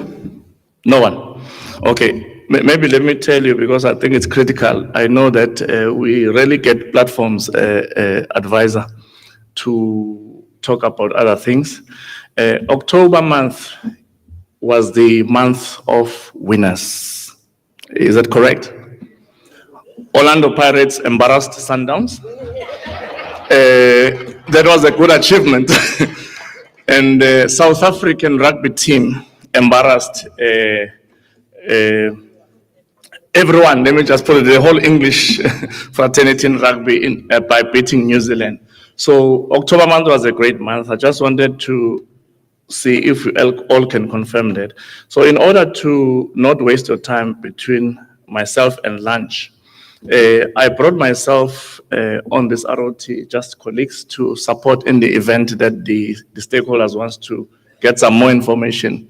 There is Tabang Kladi from ISA. ISA stands for Infrastructure South Africa, is one of our sister units within Public Works that is entrusted with this program of ROTP. And then I've got Sepo Chuene as well from ISA. And then from the department, there's a chief director responsible for ISA coordination, the coordination of all our SIPs, to which this one is falling under the precinct development, which is SIP 36. So, so that I cannot waste your time, let me just indicate that I'll just deal with only 5 slides so that you guys you want to see where the business is, and then we can then focus on that. Maybe going to slide 4. I'll just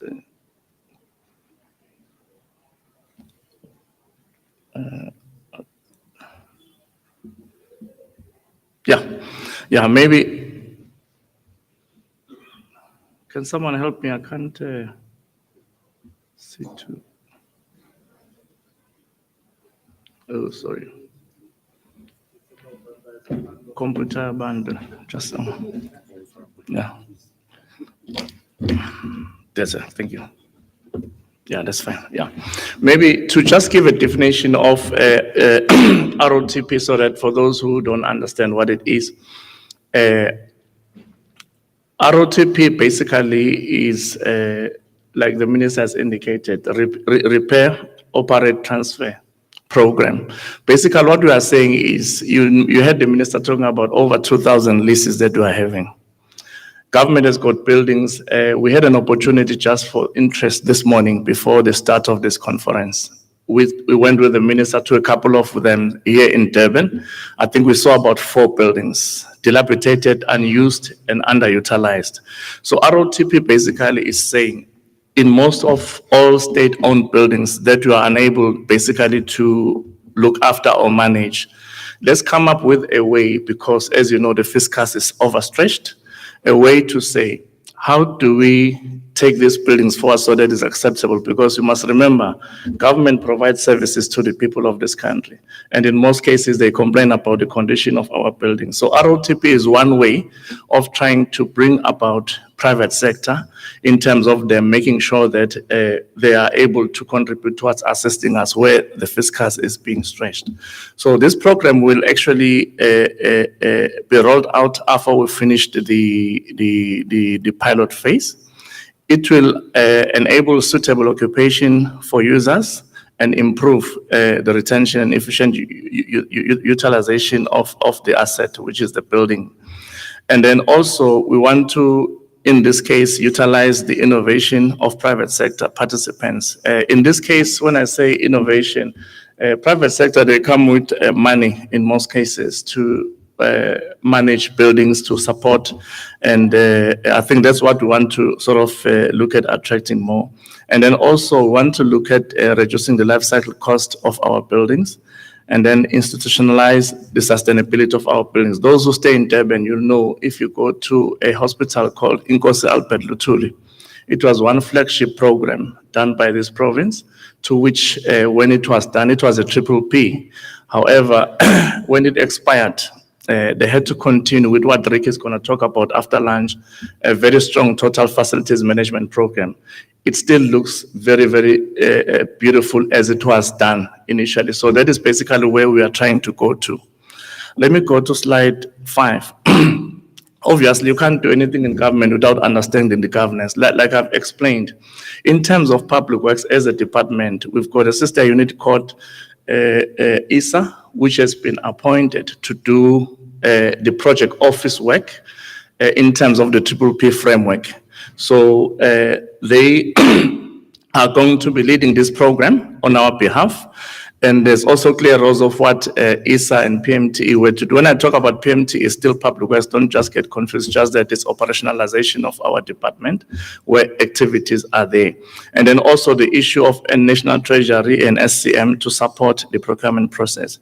Maybe if you had the minister, we had a meeting with the Minister of Finance and our minister to discuss other issues around the cost-cutting measures. One of the things that was raised in that meeting was the issue of the process, the Triple P stake, and I believe Regulation 16 is going to be reviewed. And then what is also interesting, if you listen to the Minister of Finance again, he spoke about this review. I think the minister emphasized later as well to say there's a review in terms of the Triple P framework as we know it. Let me go straight to slide number 9. Right. What has happened, just to indicate, we have already gone out to advertise for the sites. There are about 5 sites that will be going out as on the pilot phase. And there's already 3 where we've been issued by National Treasury in terms of the Triple P operation, where we've been given those projects as registered. So we had to procure what we call a transaction advisor. So the transaction advisor process was done. The bid was out on the 27th, I think, of September, and the bid closed on the 13th of October, to which then we are looking at by the end of this month to see the work of the TA starting, which will then make sure that this program, as we move across, we are able by the end, at least of this financial year, to look at getting out on the ROTP for the 3 buildings that we have identified. So if you look at the progress, I've just indicated the dates. The transfer of program to ISA is completed in 2022. There was a legal opinion around how we manage the Triple Ps. I think we've dealt with that one earlier, and we are hopeful that as they review, which I think the minister indicated is going to happen before February next year, as per the Minister of Finance sort of promises. And then also the issue of National Treasury to confirm the registration of project that happened in May 2023.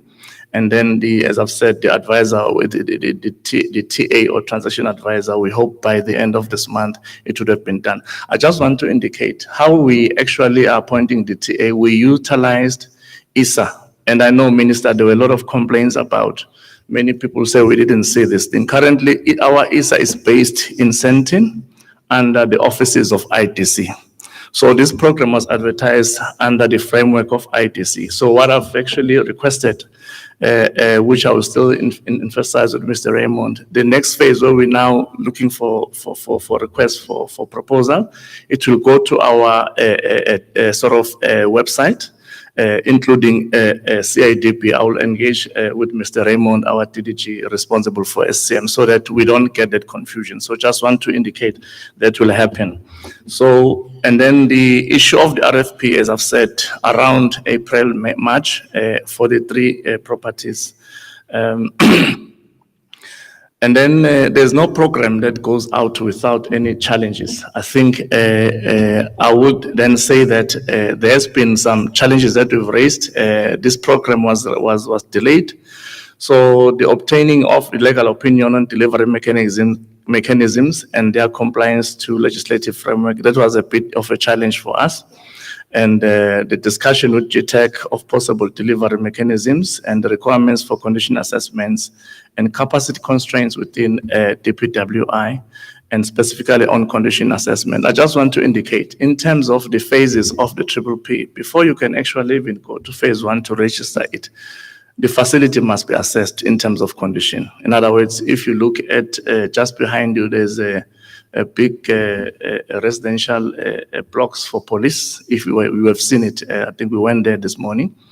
For us to do anything on it, we must do a condition assessments, which includes all sorts of skills of engineers, structural architects, everybody, to actually say, is this building good to be either started afresh or be dealt with in its current form. So basically, that is the way that is going to be going. So it delays us a lot, that condition. You can't move before you can do Ilenduzana, the condition assessment.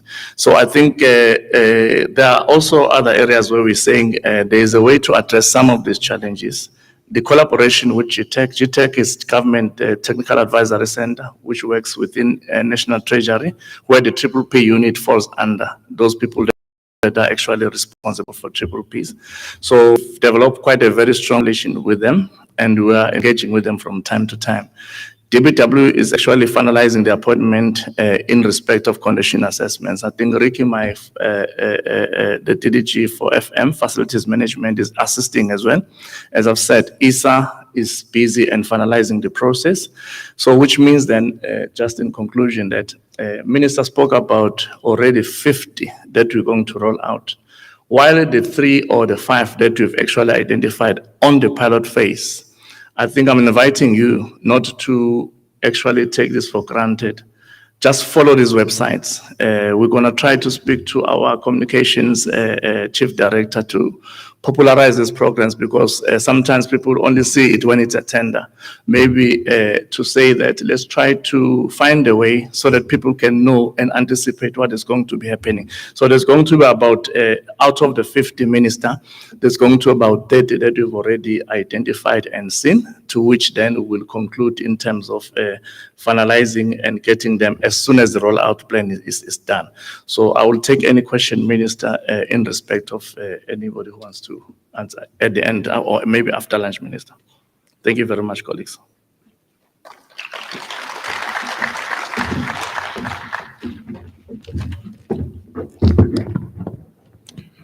Thank you very much. Last round of applause, Mr. Mtagan. Right. Like I said earlier, we will then take a short break and have our lunch, and then we'll continue after lunch.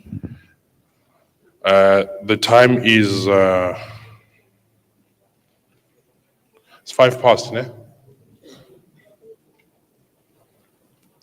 7 past. Okay, average 6 past. Can we come back, say, at 22? 20 to 2, we'll come back. Yeah? Right. What's going to happen is lunch. It's right behind this, behind the stage.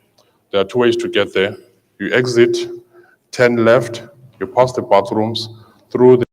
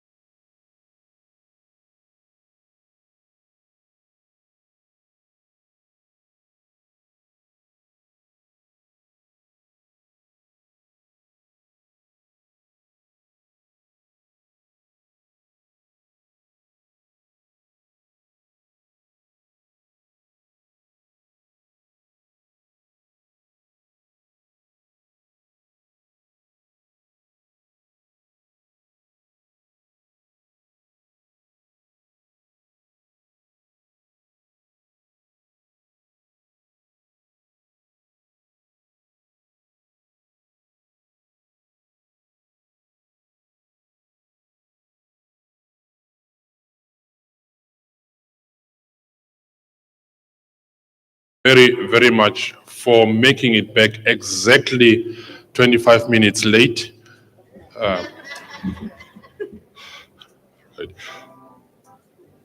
We will start with the next presentation. Some colleagues have expressed a concern that they need to catch flights, so we'll try and move with speed. The next presentation will be on Operation Bring Back. We tried to bring you back. Let's see how this one is operating. Seemingly this one failed. This one may have some good news. We have Chief Director Solingwan to then present on the Operation Bring Back.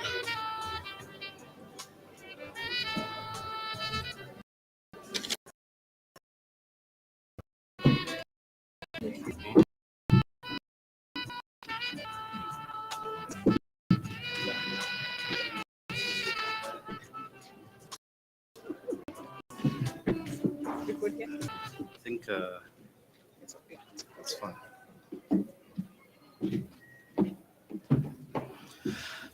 Afternoon, colleagues.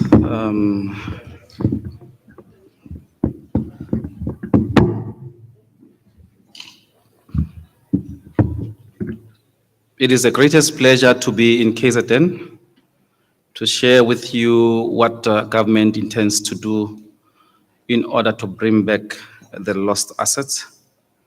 It's very much important to recover these assets because if you look at the near future, if all these assets are lost, it means that the future generation is doomed because as they come and take over this government in the next 20, 30 years, there won't be assets that can be used to discharge the services of government.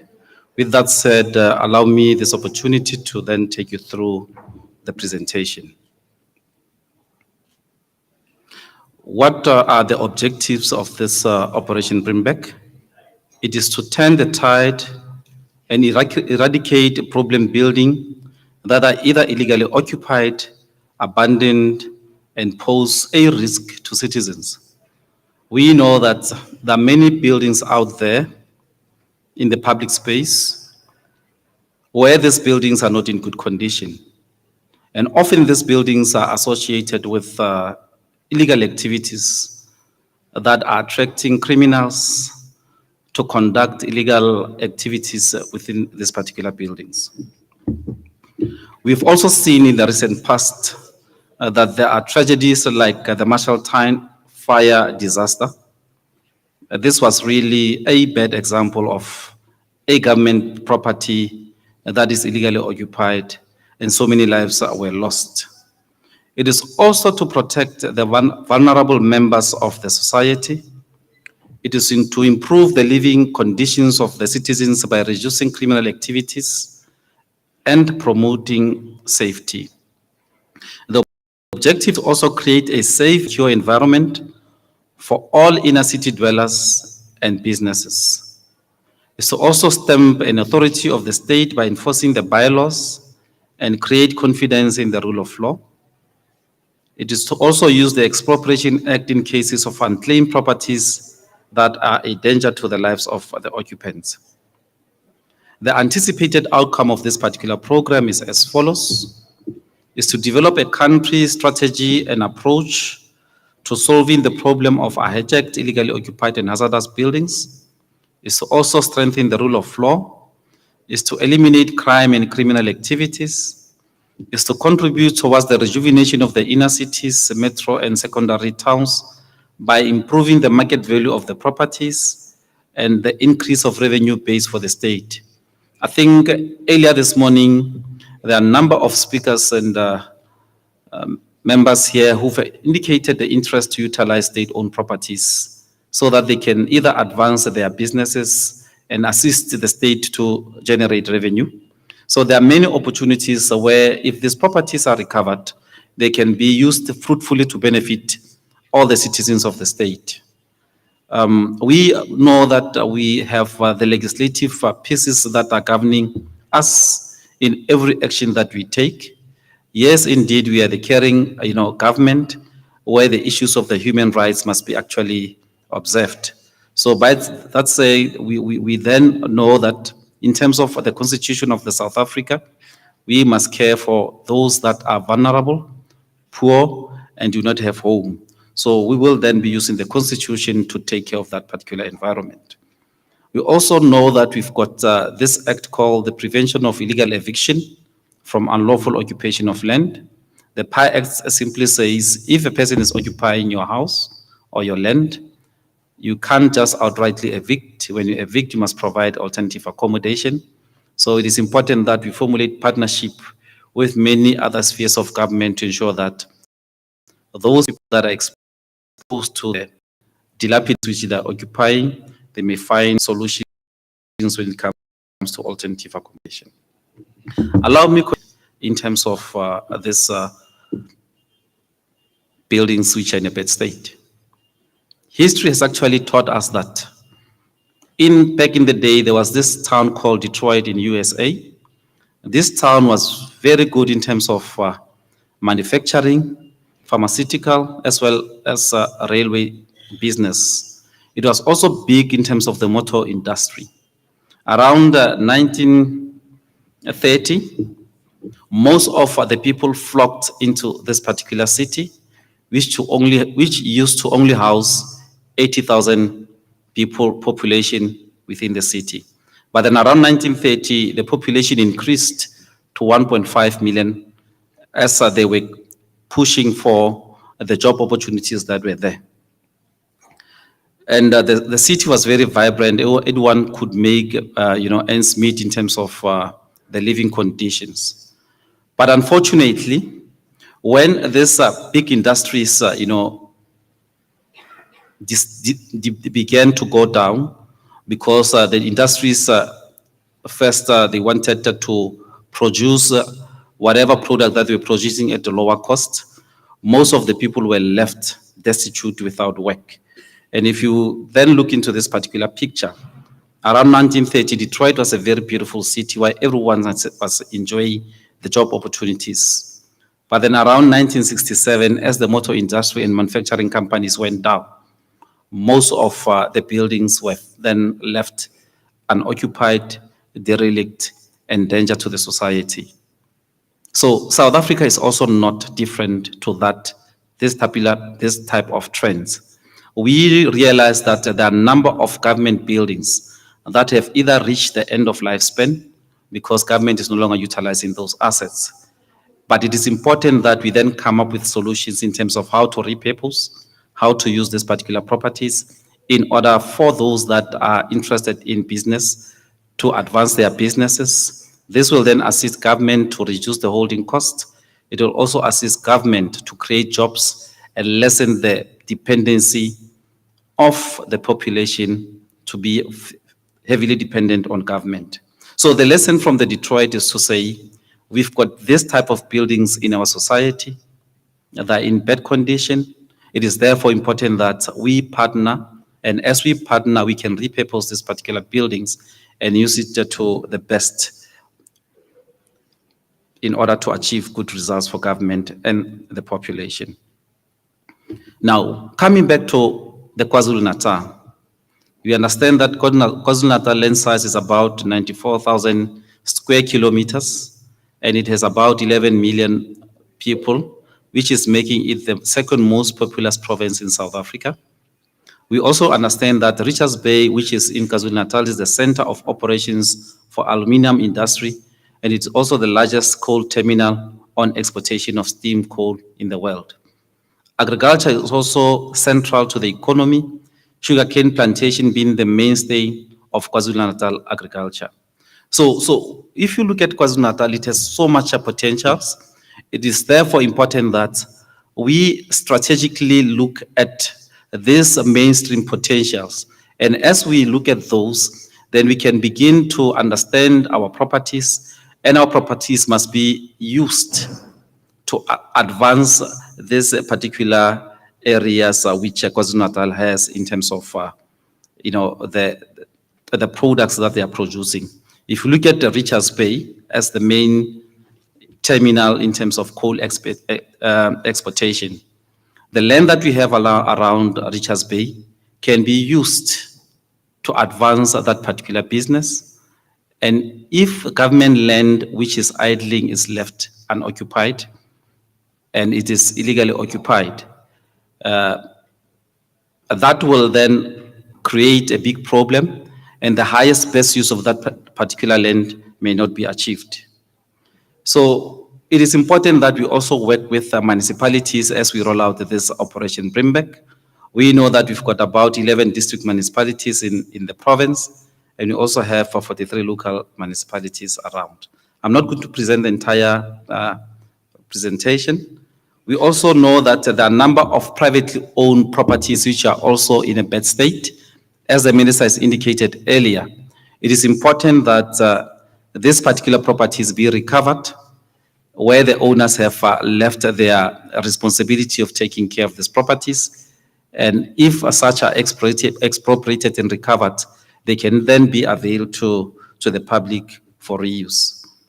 I'm going to jump this slide. Let me go to the problem of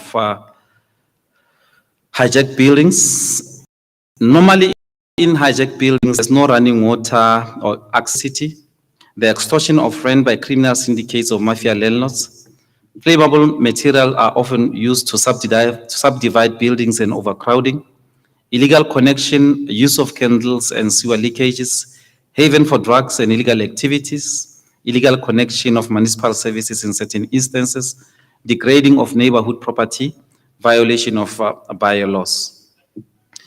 And that creates a deterioration of the inner cities. And like I've indicated earlier, the loss of potential revenue and wasteful expenditure on the holding cost is a cause for concern. I'm going to jump this slide.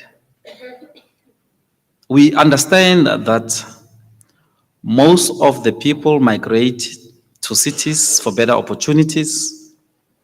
And the cause for illegal occupation, there are certain political parties at times which promote land invasion. And there are those that are also targeting, government properties in order to jump queue when it comes to the provision of the RDP houses. And that has then have to be, controlled and must actually come to an end. I'm not going to go into all the issues. So we then look at the emerging trends. There's an increase in phenomena of hijacked buildings, and there's no national strategy or program to deal with this challenge. And the efforts are not sustainable. Lack of consistency in the operation, hence normalizing the challenge. Lack of awareness campaigns and programs, and income generating and power broking through shack lots. I've already discussed the issues of the PI Act, the Marshall Town I've indicated. So from the central town, the Minister of Public Works was then to Operation Brimback, and activities must be undertaken. There must be investigation and identification of illegally occupied or hijacked buildings in the country. There must be forensic investigations on illegally occupied buildings. The recommendation on this, including unclaimed properties.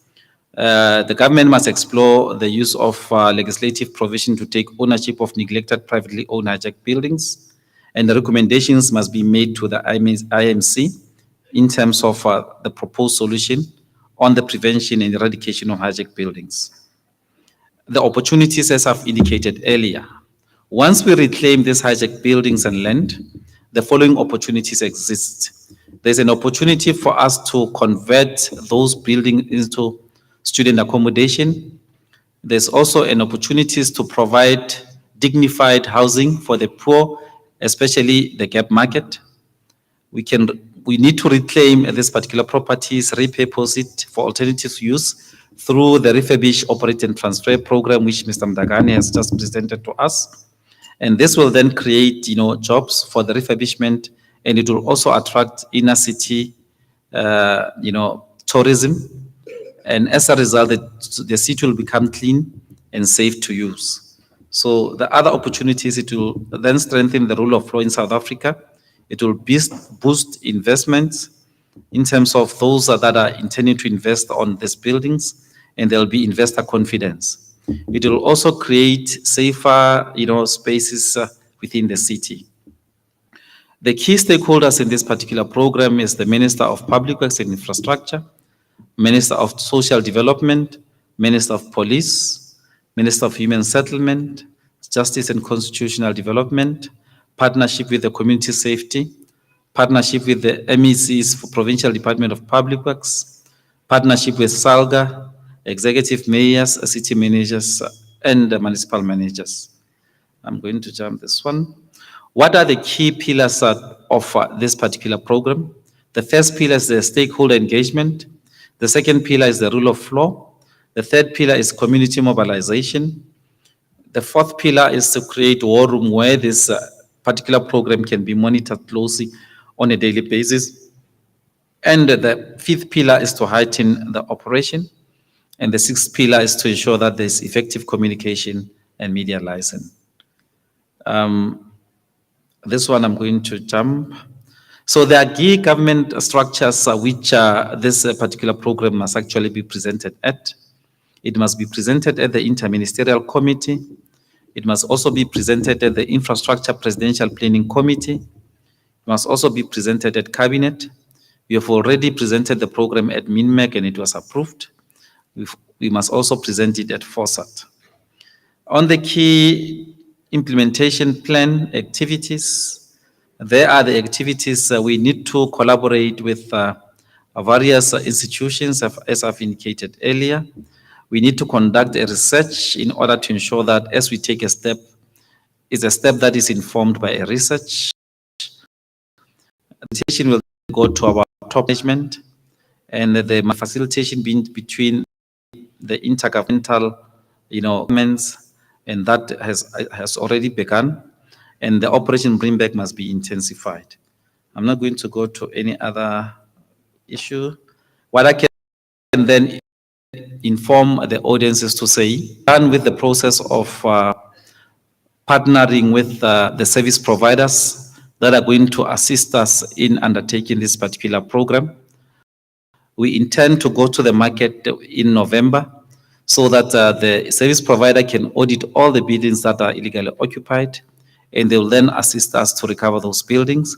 And as these buildings and land become available, they will then be presented throughout the letting program that will assist the department to effectively utilize its assets. I think that then brings me to the end of my presentation. Thank you very much.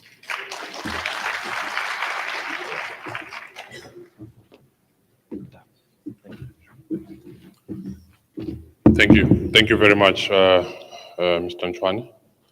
I think you can actually pick from the presentation the seriousness of this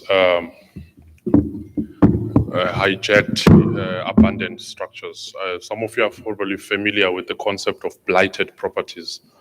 You can take it back as far back as examples of Detroit, also New York. You can expand it with the concept of urbanization as well. The concept of health issues. Some of you also know the principle of urban degeneration, as well as what you call new developments as well. That as we develop further and further outside, what about the structures that are in the urban areas? So those are some of the things that I think from a global point of view, also take into cognizance about the urban renewals, as well as from a government point of view is also how to use those properties. So I think they're quite essential and important for government point of view, but also if you look at the structures themselves, from an investment perspective, as Mr. Mtarani raised, is also important on how then do we partner and work together, because we are in partnership towards an economic development and for the future generation as well. Thank you for that presentation. Our next presentation will be from Mr. Rachad Samuel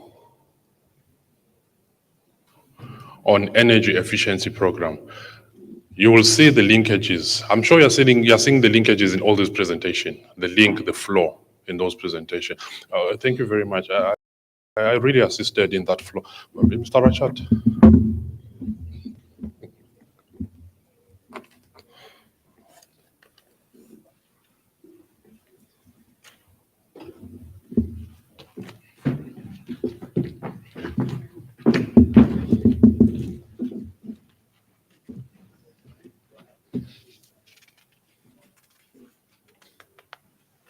energy efficiency. This one. Yeah. Is it that one? Yes, we can just have a look before I let you go. Yeah, let's do this one. Are we happy? Is it this one? Yeah. You okay?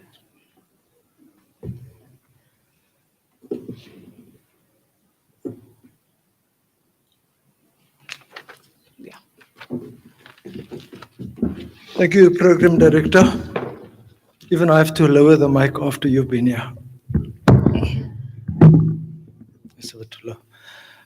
Honorable Minister in absentia, the leadership from the Ngonyama Trust, fellow DDGs, regional managers, colleagues, I've been asked to be quick, and even though it's the month of November, they've asked me to move at the speed of the Durban to July. Not that I'm a betting man. So I'll just focus on some of the highlights in terms of the presentation. I know that many of you were at the conference that we held at Gallagher Estate. So I'll focus on some of the issues that we need to highlight in this presentation. Just in terms of what we want to achieve in terms of energy efficiency, it's all in line with our green buildings policy, and that we need to recognize the ecological impact of the global built environment, and that 30% of the total of global energy consumption and approximately 40% of water consumption and 40% of waste is generated through our buildings. And that applies equally to state buildings as well as private sector buildings.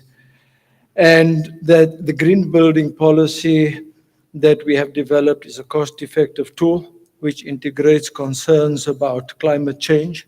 The minister said quite a bit about that earlier, and they really gave us an insight and the leadership to what we need to do in terms of climate change and the resource efficiency required, and that there are key decisions that we need to take, not just as government, but you as private sector landlords when it comes to design, construction, operation and maintenance of state buildings, as well as the buildings owned by yourselves, but leased by us as government.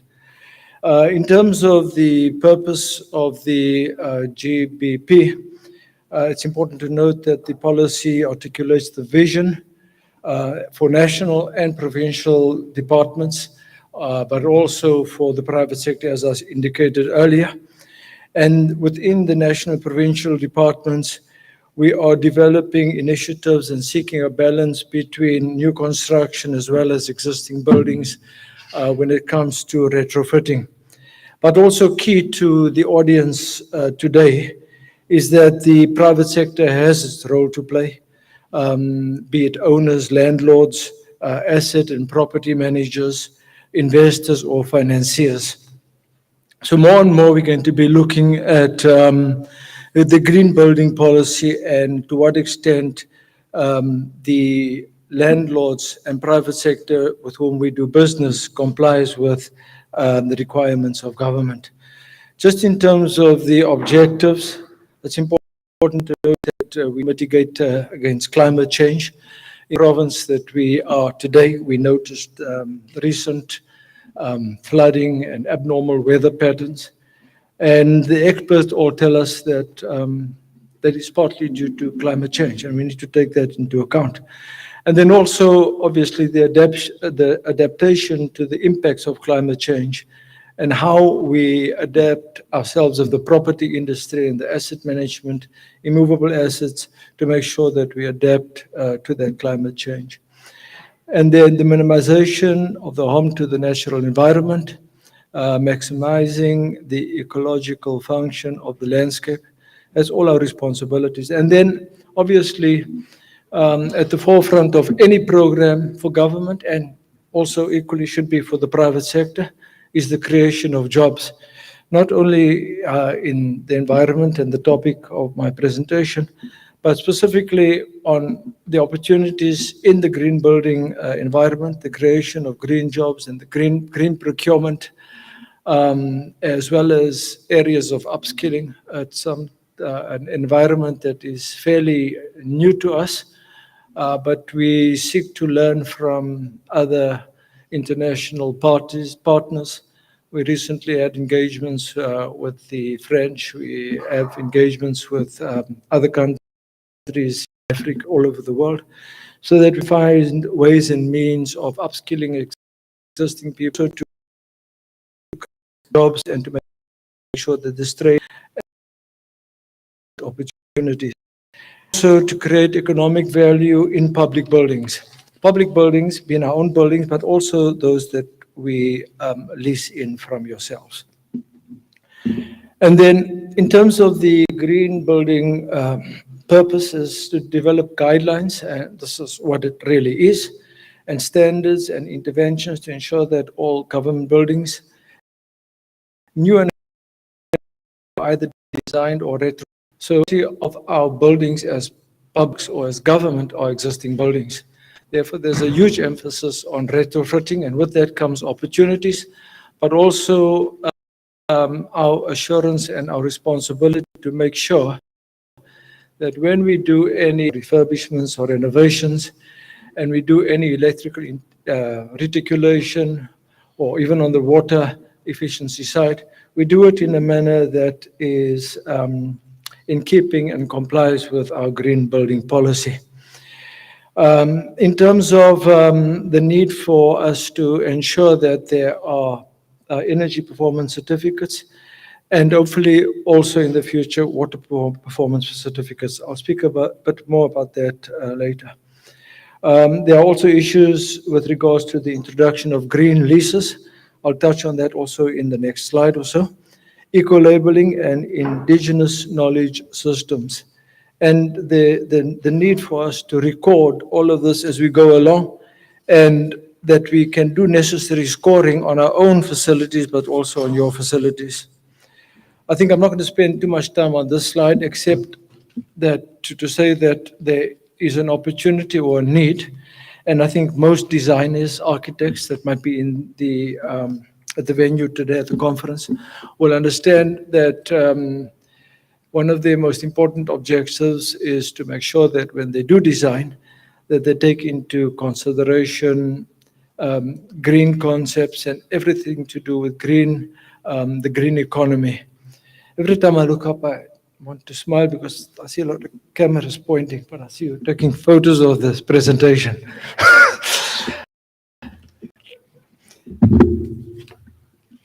So I won't spend too much time on that slide.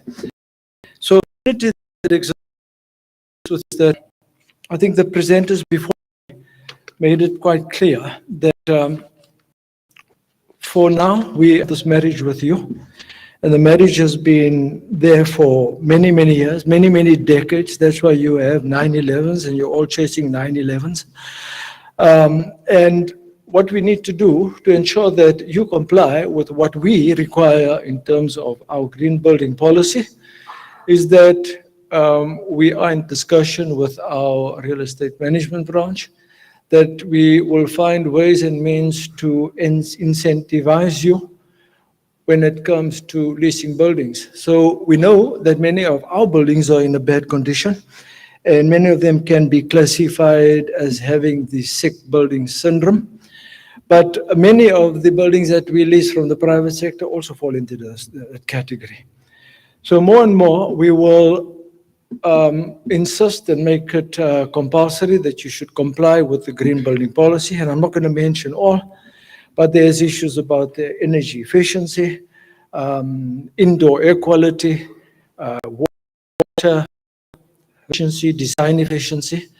And in some instances, those incentives might be financial, but they also might in the form of our scoring models when we have to do our evaluation and adjudication of our tenders. Again, I'm not going to spend too much time on the following slides, except to say, where am I?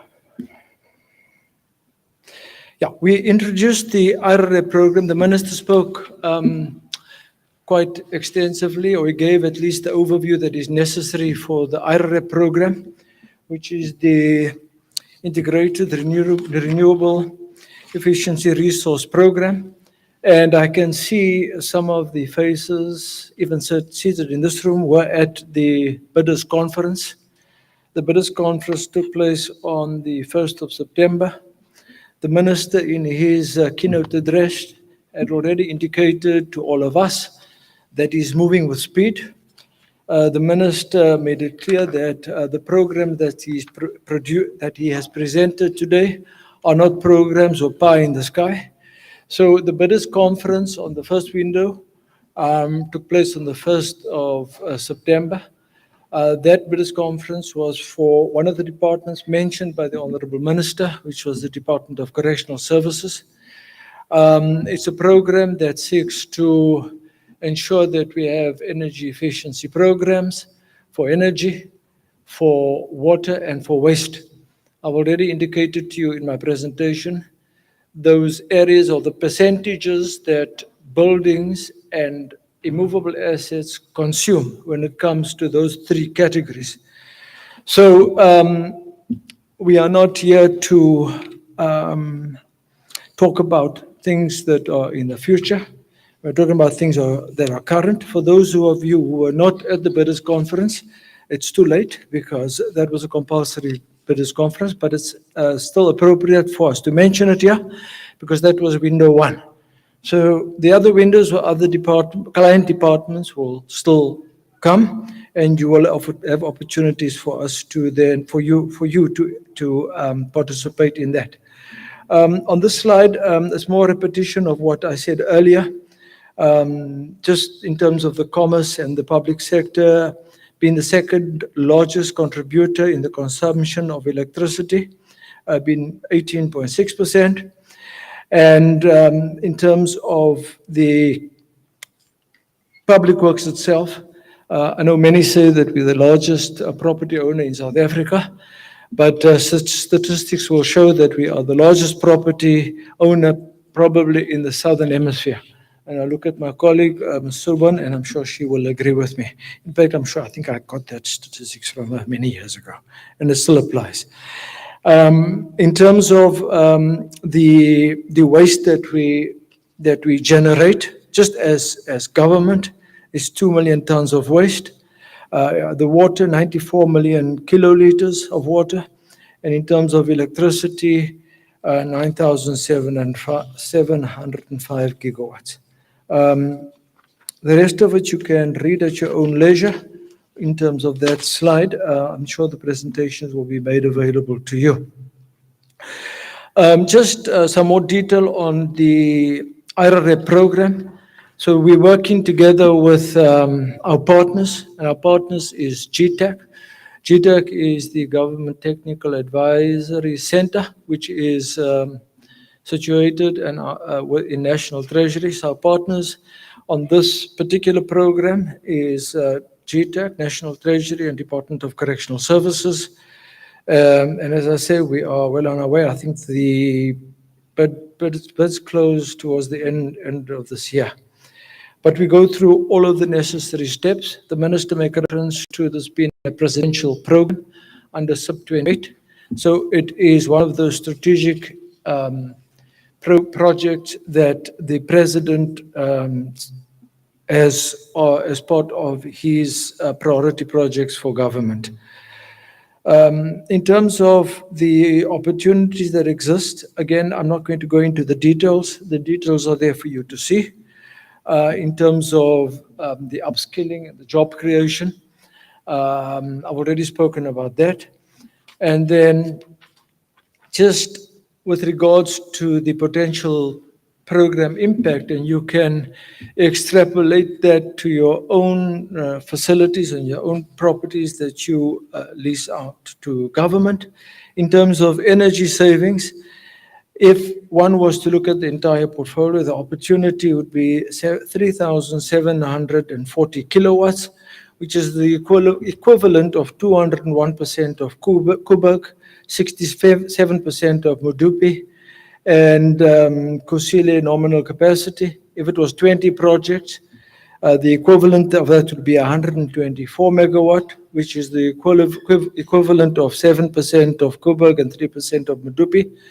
In terms of water, it would be 1.3 million or 6,250 households. And if it was just one project, it would be 6.2 megawatts. That slide is just to demonstrate the impact that we as Public Works could have on having energy efficiency programs just on our portfolio. So if we extend that to our leasehold portfolio and not just the freehold portfolio, then obviously you will see what benefits there are for the country as a whole. I'm not going to talk too much about the EPCs, except to say that the energy performance certificates will, in the foreseeable future, become mandatory. It is in accordance with, well, first of all, an energy performance certificate is a measure of the energy performance of a building expressed on a certificate as a rating, as a letter from A to G, and each rating is derived from an annual energy consumption per net floor area per year. That's a mouthful.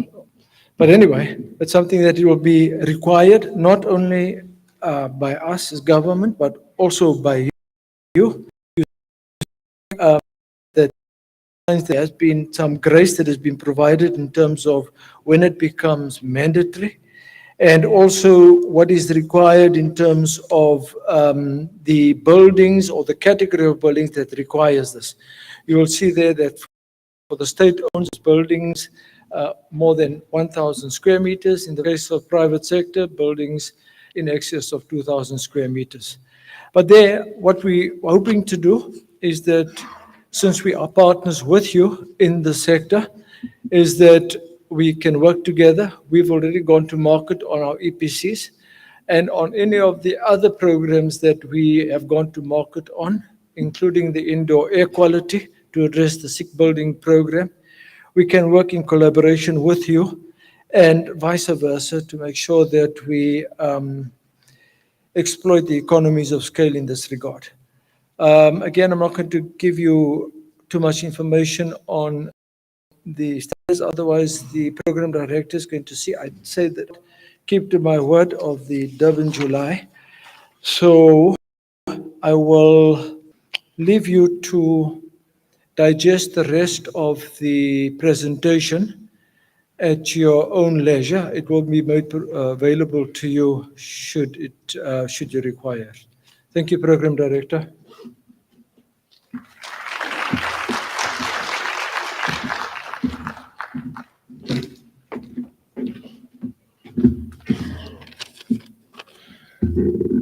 Thank you very much, Mr. Samuels. Last round of applause.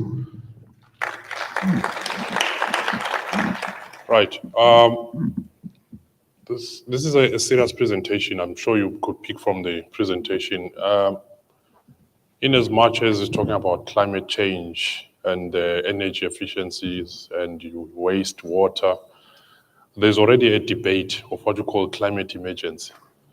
And that's a serious issue because if you look at the statistics, I think they say if you look at climate change, the rate at which it's happening now, so it'll be about an additional of about 250,000 deaths between 2030 and 2050. And 2/3 of climate change issues was a contribution by humans.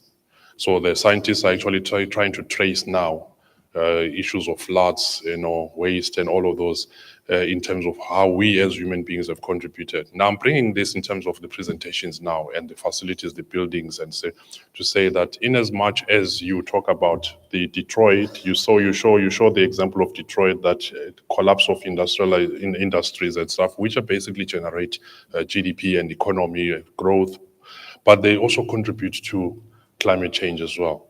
But then also we talk about the renewal and the urban renewal. We talk about bringing back these buildings and how we also improve on energy efficiencies and dealing with waste.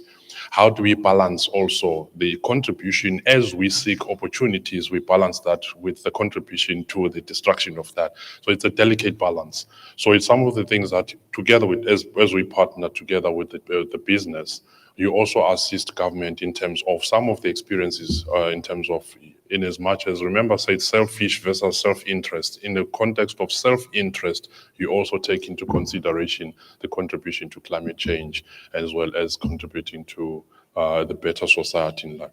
So thank you very much for that presentation. So we see it in the bigger picture and then how this will, and then this takes us to the next presentation, save the best for last. We're going to have a presentation on, you heard from the purpose, there was a transformation. Minister's speech, also a keynote address, also talked about transformation, and we're expanding on that. And then we look at the property sector, transformation within the property sector. I'll call on Ms. Portia Dao-Skati, the CEO of the Property Sector Charter Council, to then give us a presentation on transformation within the property sector.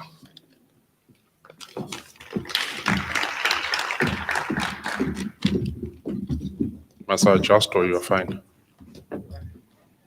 Must I adjust?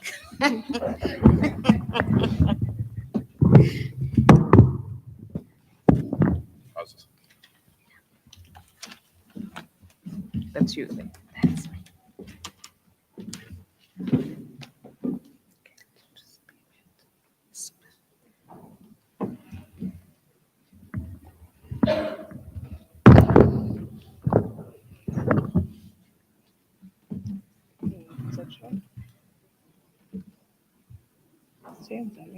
Last minute.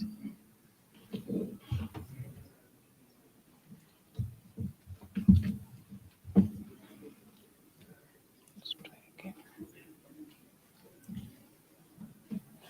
Things are good. Good. Thank you so much. Thank you, Program Director, and thank you, Honorable Minister, to the distinguished guests, colleagues from Public Works, captains of the industry, ladies and gentlemen. So mine is just really to present the 2023 State of Transformation Report. Just to give you a perspective, it's a consolidated view in terms of how we put in the property sector. And for those that know me well, I speak very fast, but I'm sure it will work for Loazi, right? So the perspective really is how we're doing in relation to the state of transformation. Why do we do actually this report? What is the scope? So we cover, in terms of the scope, we cover the entire property sector, really commercial, residential, and within the commercial obviously covers also retail, office space, industrial, leisure, and then within the residential, free houses, freestanding houses, social housing, gated housing, and also zoned land. So we use actually a quantitative study in terms of actually the methodology by collecting all the scorecards that we consolidate. And the year that we will cover is the 2023, but it's all the data that we've actually consolidated up until the 31st of December 2022. Where are we today? For 2023, we are level 4 as a property sector as a whole. And what does that mean in context? Really, it means that the sector on its own has really performed up to 100%. You'll see there's a lot of good trends. However, we certainly have not close to where we should actually be. There's a lot that needs to be done, but there's also positive trends where we are starting to actually turn the direction in the positive, It's always good to also look at these things in terms of context. We always say, what level are you? But I think in the context of how everybody else is performing, it actually gives a much better context. So in this light, I've actually chosen to actually look at all the other sectors in relation to their performance and how they are also performing. So you can see that also property sector is also on level 4 in the context of all other sectors. There's a total in the country, then it's not all of them, but there's about 12 sectors that are also there. There's 2 in the pipeline that will be gazetted. So, and that is our performance for this current year. So that's where we are for the current performance year. And how do you measure, and what is it that you pull together in order to measure to arrive at this level? So you take all the elements that are probably in the legislation, and you look at all the measurements in the legislation, I mean, starting from ownership, management control, employment equity, skill development, enterprise and supply development, socio-economic development, and economic development. You pull them all up together. Each of those elements have got what they call is a weighting target. The weighting target basically just tells you how important is that element to you. So you will see that on top there that each of those elements would have a context, but they are split into 2. It's generic, which is really the large companies, and then you've got QSE, which is an acronym for qualifying small enterprises, which is medium-sized companies. So all the from the large companies all the way up, it adds up to 117. You can see starting at ownership with 30, and another big one is actually enterprise and supply development at 13, and of course skill development with the next third one from the generic. Similarly, in terms of that order, yes, not the same numbers, but rather the same order. You see also enterprise and supply development at about 35, 27 ownership, and of course 17 with a total of the denominator being 107 for medium-sized companies. How have we performed for 2013? We said we are level 4, but what has that level 4 been composed of? So I always say when you look at this, you can actually look at the glass either half empty or half full. The bad part is there's not enough greens. The good side is that at least there's no reds, okay? So there's a few smiley ones, but at least there's no frowning faces. How have I arrived in terms of this? Anything up to 50 would be a red, which means it's underperforming. Anything between 50 to 75 would be neutral face, and then beyond 70 will then be a smiley face. So where are we at this point? Obviously, we seem to be starting to get to do very well in skill development and socio-economic development. Trust me, everybody does very well. So we've done very well. And the others, we still have a neutral phase. There's a lot more that still needs to be done. And that's currently where we are. The positive side is that some few years ago, we were actually in certain elements where we were doing well, we were getting better. Where we were doing badly, we were getting worse. So the point is, and we looked at it and said, unless if you change things, they say if you can't expect change, if you don't do anything, you can't expect things to change. So we had to actually do a number of intervention in order to start to change the trajectory. So in this point, we're starting to see positive results, but in the context, I also looked at all of these elements in the context of everybody else. I looked at agriculture, construction, financial, forestry, ICT, transport, for marketing, advertising, and communication, property, tourism, and actually the generic. So you'll see the performance, and where you actually see a line with a percentage, that's where the property sector is, and where you see the one that said anomaly is because it's an anomaly because in the property sector, we don't only measure things into management control. Everybody else in the country will measure management control on its own. We measure management control, we split management control and employment equity. And why is that the case?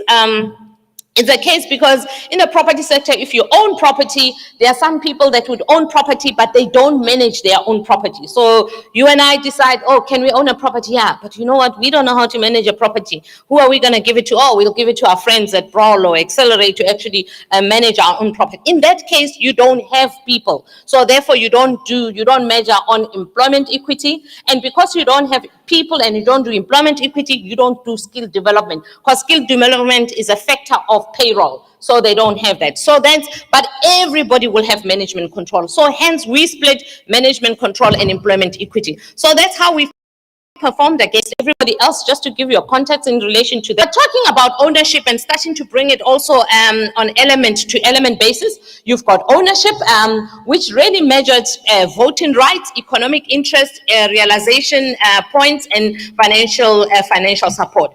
Voting rights, these are the people that obviously would be voting at an AGM and an annual basis that own a business and a company. Economic interest would be people that have actual rents and cents within the company. Realization points is basically people, it actually measures, long time ago, people used to be owners of companies that will realize the cent of that company. It says realization points measures after how long must I realize what of being in a company. That's what we measure, and of course financial support. In the context of 2023 State of Transformation report, the ownership is at 69. You can see where 69 is in the context of everybody else. And I always say, whilst we actually can measure 69, it's always better to look at these things in trends. Trends tell a much better story than an absolute number. So as you can see throughout the year since 2029, there has actually been a positive trend, certainly not where the target is. The target is 30 with actually a bonus point of 3 points. So there has been a positive trend from 2019 to about 2022. There has been an increase of about 18 points, positive, but certainly not yet where we should be. There's still a lot of work to be done. So that covers ownership. What about management control? Management control, on the other hand, measures board participation and executive directors. And this is an area we haven't done so well. So you will see that we don't have a lot of black executive directors in a majority of the organizations. And this is an area where we need to actually accelerate very well. So we are at 54% and we haven't done well for sure. And you can see even when you look at the trend, once again, it is certainly not a convincing upward trend that we're actually seeing.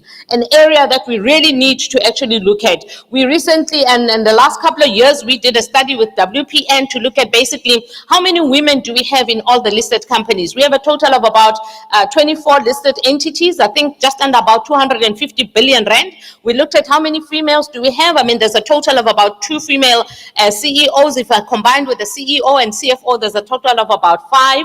About 5 CEOs, CFOs in all the listed sectors. So we need to actually do that, both from a race perspective and certainly also from a gender perspective. So our management control needs a lot of strategic work in, but management control also anchors on another element which we call employment equity. And under employment equity, we really measured how many people are in senior managers, middle managers, junior managers, and people living with disability. And this is really really an important one, particularly. And we see that, you know, when broad-based the legislation came in, majority of people appointed lots of black people in junior managers, and they never saw the trajectory of moving into middle and senior management. So the trajectory of even moving people to become executive and executive directors and executive managers starts out exactly here. People moving from junior to middle to senior managers. And once again, employment equity is another important one. Actually, today, as we start, it starts actually between the 3rd of November to the 3rd of December is actually Disability Month. And hopefully this is an area that none of us in all the sectors that we're doing well in. So it's an area that we need to certainly look closely into in terms of understanding what is persons living with disability, what does it mean? And it does not necessarily mean visible disability. There's a lot of non-visible people with depression, bipolar. They also get covered in that context. So our employment equity, we've performed at about 63, but in terms of our trends, we've seen a positive trends as well. We have done very badly over the years before then. There has been as bad as going to up to 28% of the target, so it wasn't performing well at all. But certainly starting to actually pick up, nothing where close, once again, close to where we should be, but certainly a positive trend. From an skill development, which measures basically the spend that we actually we spend in terms of actually training and skilling our people, particularly in expenditure, and also driving learnership and internship and apprenticeship. Certainly this is an area that we've actually proudly done very well, considering where we come from. It has been an 81% performance. It has picked up extremely well, doing well even in the context and in comparison to many of the other sectors as well. And as you can see the trends, it comes all the way once upon a time where we were only 33% to pick up at 81% is certainly a positive trend, but certainly a lot more still needs to be done in order to hit the target, excuse me. And then you've got enterprise and supply development. This element is made up of 3 sub-elements: preferential procurement, enterprise development, and supply development. And here everybody shines the lights out of everybody else.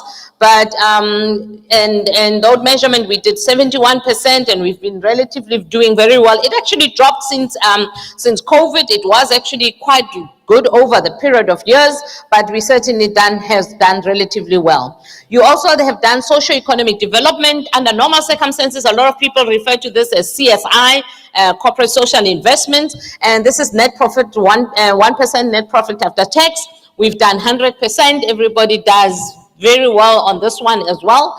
And then lastly, it's economic development, which is really driving development in under-resourced areas. Driving development in under-resourced areas, all it says is basically it's encouraging developers to go do development where under normal circumstances they would not consider to do development. Hence you see a lot of shopping centers, you see a lot of offices really in township, in rural areas, and that's what we do. So basically, development under-resourced areas, it has had a lot of impact in this particular instance. I think since 2021, when we had the social unrest, particularly here in Natal, it has struggled to pick up.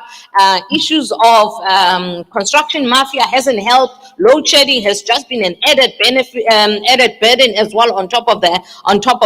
So in terms of performance, it hasn't picked up as well. It has actually regressed a little bit, but as you know, particularly when it comes to a year or a couple of months before election, our state becomes rather on a state of paralysis. Everybody's a wait and see kind of game. So we haven't seen a lot of developers, because you would know, obviously, the property sector then procures a lot of construction to put up their assets in order for economy to come up, economy to pick up. So I'm hoping that we need to stimulate the economy so that we can then obviously pick up from that perspective. I think that covers all the elements and hopefully gives you a perspective in terms of our performance on level 4. How it has actually been performing, covering all the elements, and in relation also in the context of all the other sectors that we currently have. Program Director, I hope I did justice.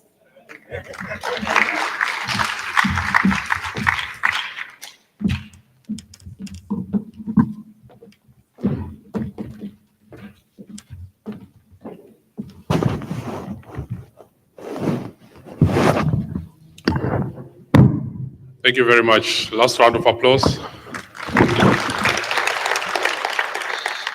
Deben July, you were beaten there. Right, thank you very much. Transformation, very interesting one. Statistics, they say it's the art of one never wanting to say that they are not wrong. The use of stats, very important, understanding the trends in transformation.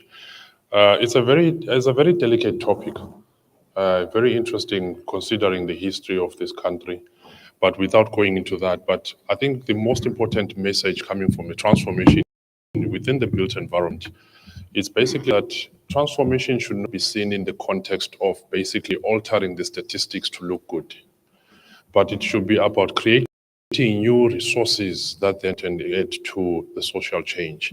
So it's about the current change, it's about the change that we want to see. And then that change is sustainable and then contributes to growth.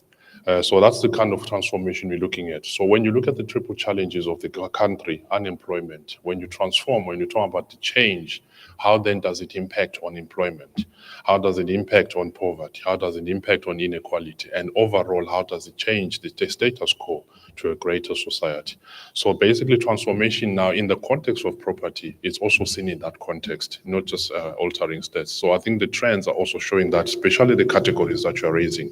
If you go deeper, you'll see the extent of impact in those categories when you go on the ground.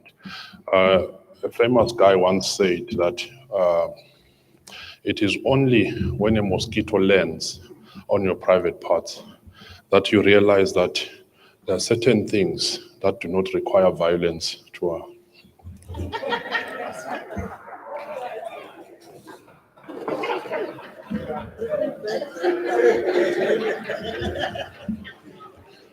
So in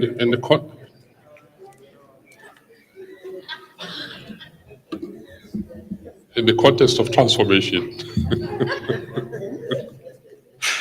Right, colleagues, thank you very much. Those are the presentations that we've had. And as the minister guided earlier on, that let's have all the presentation, including the keynote address, and then we can then engage into the Q&A session. So we'll open it up a bit. We'll limit it a bit, about 15 minutes for colleagues to then ask their questions in all the presentations, any questions that you pick, and then we'll also ask the presenters to then respond in that. So we'll try to be as quick as possible. If you please be as short as possible, because there's sometimes you want to give a comment to a question, and then you want to then make an observation of your own question before you then provide a reasonable assurance that your question is actually a question. So then it takes longer, and then the presenters then lose sight of what exactly is being asked. So if we are precise and to the point, it will allow more questions to, right? Thank you very much. I will then take a few hands. No lamentations, we'll move, no book of lamentations. We'll quickly move to the book of Revelations. Any questions this side of the, there's one, maybe indication to, any other questions? If I move, I move. Right. Oh, yeah. Hey, backbenchers, always forgotten. Let's start 1, then 2, number 3, 3, 4, 5, and that's the end. Oh, 6. So we'll have 6 questions, and then the presenters will also then come to the fore to present. Let's start with number 1. Thank you, Program Director. Ngiyabingelela. Gama ngusicelo ngokamhlongo. I'm from the company called CHS Developments. I'm a senior project manager. I'm also a student at DUT, PhD student. So the reason why I'm saying that is because my question might be purely as coming as a student. Minister touched on appointment of service providers. He said that work must not be given to the preferred service providers. So then the presentation on, I think it was Ms. Hlajwayo, which spoke about the digital system.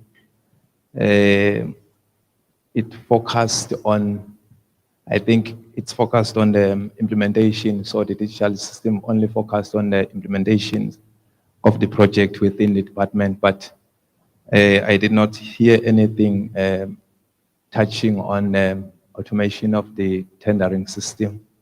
Is it because maybe the department, it's part of the 2030 vision, the automation of the tendering system, or it's something that does not exist at all?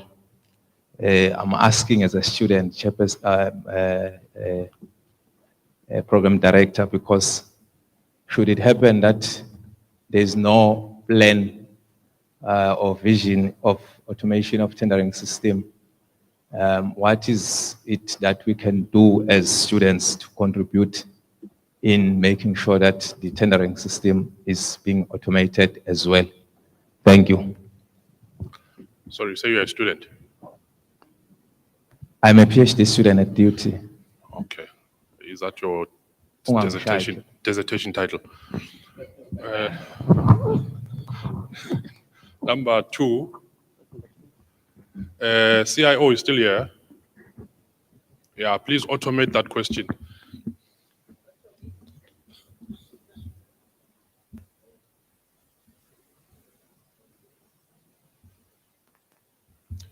Yeah, you see what happens when you're at the back.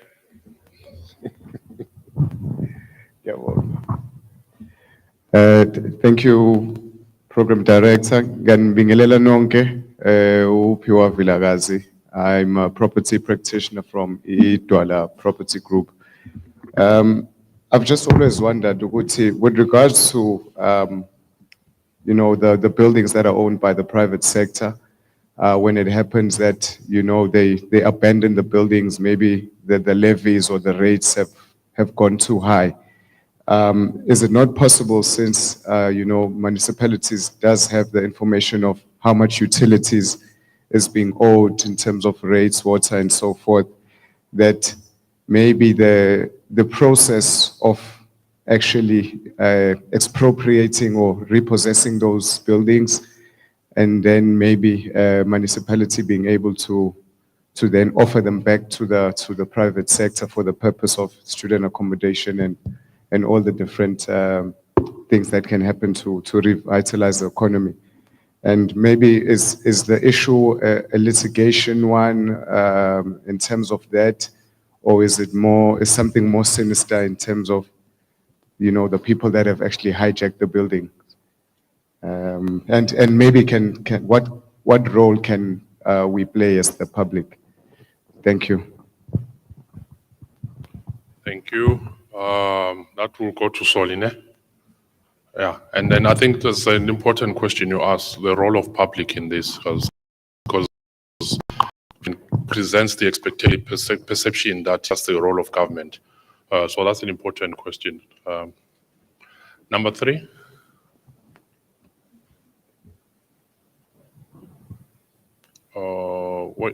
Where's the mic? Can I answer?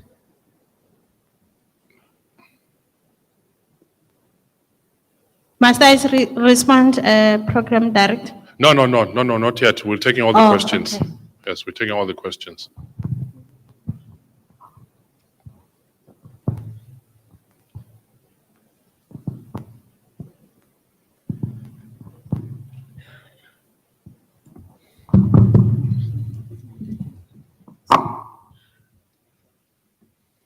Sanbonani, my name is Ngobile Vilakazi from FM Durban Regional Office. I have 2 questions. So I have 2 questions. The first one is in regards to problem of bad building. I just want to know what are the strategies, what are the actual strategies that are being put in place to redress the issue of bad buildings in terms of funding, considering that some of the buildings are no longer in a state of receiving cosmetic maintenance. Most of them require demolition, and rehabilitation program will be required after. And also, if I remember correctly, the RM spoke about leasing. I think we can only lease out habitable and safe buildings, so I just wanted to understand in terms of that. And then to the gentleman that was presenting about green building, since the green building policy aims to minimize harm to the environment, I just want to find out what is a plan of action for the sewage sludge generated in our wastewater treatment plants. And also with green building, he spoke about skills development. We have workers at the workshop who are artisans, and I do not think they benefit from the smart technology that is being implemented by the service providers that are appointed for green building. Thank you. How many questions did you ask? Yeah, no, I'm just trying to link to your opening statement that you had 2 questions. We'll take the 4 as 2. That's fine. Greetings, my name is Pam Taylor. I'm standing here representing Dr. Taylor Foundation, which is a community-based organization. My question was referred to Ms. P. Dow, the last speaker. You touched the buildings of school where you were talking about economic development. And I came here carrying that question because according to the statistics, which happens after, I think after 10 years, the population growth grows drastically, it multiplies like, I cannot say, but the schools, you don't build schools if there is no land, but there is a space going up. You don't like attend to that problem, which becomes a a major problem to us as organization when the community are coming back to us, go and beg the principal to go to the circuit office is challenging because really when they say there's no space, but we just go, then they squeeze the children, which is against the social development, and it's not fair. In some schools, they are damaged to an extent that the sewer is running through the closet to the back window. That's specifically Wiggins, is like that for 10 years. And another thing, okay, you spoke about learnership. I think you don't advertise that in a proper way. Even the EPWPs, it doesn't reach the community on time, but you just see the people employed, you don't know how. So I think that's one need to be addressed. As well as about the learnership this year, it was published, but when I took my youth there, I got a long list of the database of my youth that are unemployed. I sent them there, and your computers were offline throughout until I think it was closed. So I don't know what happens there. And the last one is, could you please guide me where to start when I want to get those abandoned buildings that I spoke about when the minister was still here? Thank you. Okay, thank you for that. It touches on Mr. Kati, Richard Samuels also, and then abandoned buildings solely. Thank you. All right. There was a fifth hand. Yes. Hi everyone. I'm Zwandi Mtetwa, an honors student at DUT. These are just clarity-seeking questions as I'm a young professional in the planning field. Regarding the policy amendment and regarding the changing land use patterns of selected property subsequent to the conditions of lease agreements with the department here today. So the first question is, who will be liable for the cost of rezoning applications of these properties and land parcels? Will it be the department or will it be the private sector? Sorry, you repeat that, would be liable for? For the cost of rezoning. Oh, These rezoning applications of these properties and land parcels. Will it be the department or will it be the private sector? The second question is, what are the conditions of changing the building typologies since they are guided by the town planning scheme of municipalities, which define the land use pattern that is on the actual ground? The last final question is to the gentleman who was talking about green building.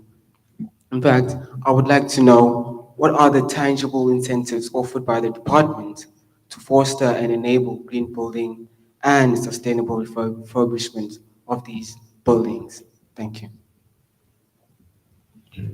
Okay. You say changes in typology? Yes, the building typologies. Building. Yes, building typologies, the actual structure of the buildings. Okay. Okay, and then green building partnership to foster? The last question is, what are the tangible incentives offered by the department to foster and enable green building and sustainable refurbishment of these buildings since they'll be transferred to the private sector? Okay. All right, thank you. I think that was the last hand.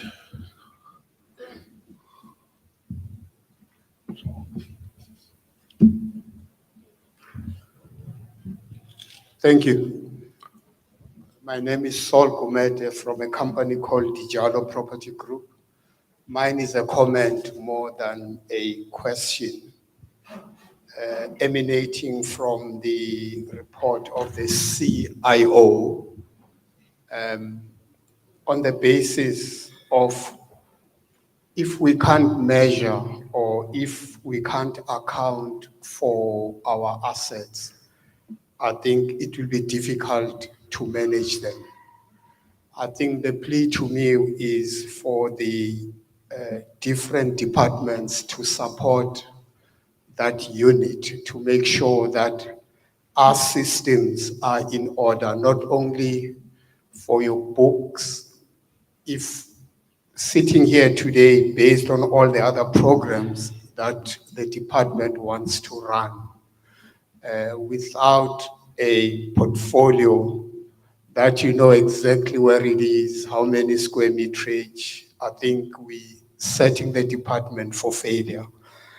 And the other reason is if we want to start involving the private sector, maybe on outsourcing some of the facilities management. The trend in the market out there is that the owner of the property supplies the database. What I'm trying to say is that it will be easier for all the different service providers to be linked to Public Works database so that when they are not performing, you just stop to give them access to your data, you give it to somebody else. That will make it easier it will enrich the Public Works data, and it will also make it easier to attract the small SMEs to get involved in this facilities management, because they don't have to invest a lot of money on IT to try to get common systems. I think it's a trend world over. When we manage these assets on behalf of owners, we're giving access to their system. And even the day your contract comes to an end, all the data is in the system, unlike different companies running all these FMs. It's just a comment. Thank you. Okay, thank you very much. That comment had a proposal somewhere. I had a proposal, but there's a solution even in the comment as well. Thank you for that. CIO, but I think CIO is the custodian of the architect, but it cuts across in terms of the value chain, in terms of FM property of that database, and then the architecture basically is just CEO, but the information is, and the quality of the data and information is important. Thank you very much for that comment. Right, those are the 6. Any last round? Yeah, I'll just take 3. Yeah, let's start here. 1, 2, 3. 4, 5. No, it's only 1. No. Everyone is now. Can I send you a link where you can post the question online? Let's have 1. Number 2. That was number 2. Then how many are you there? 3. 3, 4, 5. 6, yeah. Oh, sorry, 5. Okay, Thokozisi Kweyama from Ombeta Property Group. I just want to go into the question of leasing of properties. I've noted the speech of the minister that you are moving away, or you are looking now at giving us your properties that you are owning for us to manage them for you, then hand over to you at a later stage. But while we are still providing you with some of our properties, some of us who are landlords, there's a concern or something that I'm noting with concern that is happening. Top province that we are operating in here in KZN, the duration of leases that when you are asking for accommodation that you give us, which is 3 years. I just want to know what is the reason behind that? At a national level, you ask for, or when you're asking for accommodation, you give out the 9-11 leases. But on a provincial level, they give us 3-year leases. Those 3-year leases are very limiting, looking at the requirements that you are looking for at the properties that you want. You want generators, you want water tanks, and the level of investment that you are looking for from our side is very big for a 3-year lease that you want to give me as a landlord. There's too much investment that I must put into my property, and then the lease will expire in 3 years. Can you look at giving us those 9-11 leases that you are giving at national level? That is to our public works here in the province, so that the level of investment that you are putting in these properties can match the amount, the lease that we are given by the province, so that it can make sense in terms of rents and cents. Is it possible to do that? And also, in the requirements that you are looking for, sometimes when you read these documents, it feels like you already know the building that you are looking for when you are asking for a building. Let me make an example. You will say in your tender documents, you are looking for a building that is 1 kilometer, in a 1 kilometer radius from a home affairs building. So if the building I have is not in a 1 kilometer radius from an existing home affairs office in Pinetown, for example, it means I'm already out of that race. So me, when I'm reading that document, it sounds like you already know which building you are looking for. So looking at the history of our province, and especially of our municipalities, which is Durban, historical history, I mean, we know who owns majority of the buildings in this province or in this city. And to be honest, most of the buildings are owned by our Indian counterparts and whites.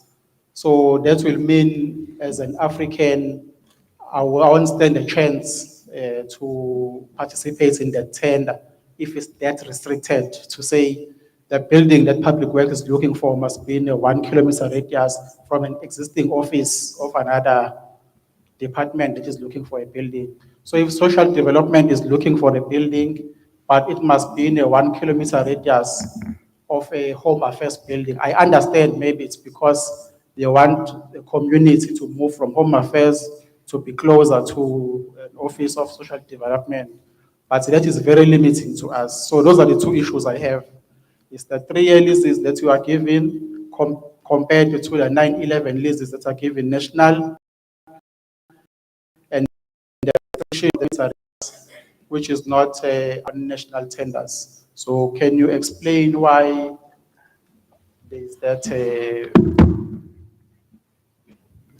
Okay, thank you. Just before, when you, how do you differentiate? I just want to get it clear. Differentiate between province and national. Is it talking about provincial, national in the province, or the province itself, Provincial Department of Public Works? Just get clarity, because you're talking about 9 and 3. To my understanding, some of the tenders that come out for accommodation, they are provincial based. You will be told that By the provincial department. Yes, Not this national. is Public Works, but provincial, not Public Works national. Okay. So it will be a national, it will be a provincial lease tender, not a national tender. Okay, sure. Thanks. All right, so that will be the distinction, but yeah, it's a difficult one, but yeah, we will touch on it. And then you also talk about specification and requirements, it's line function.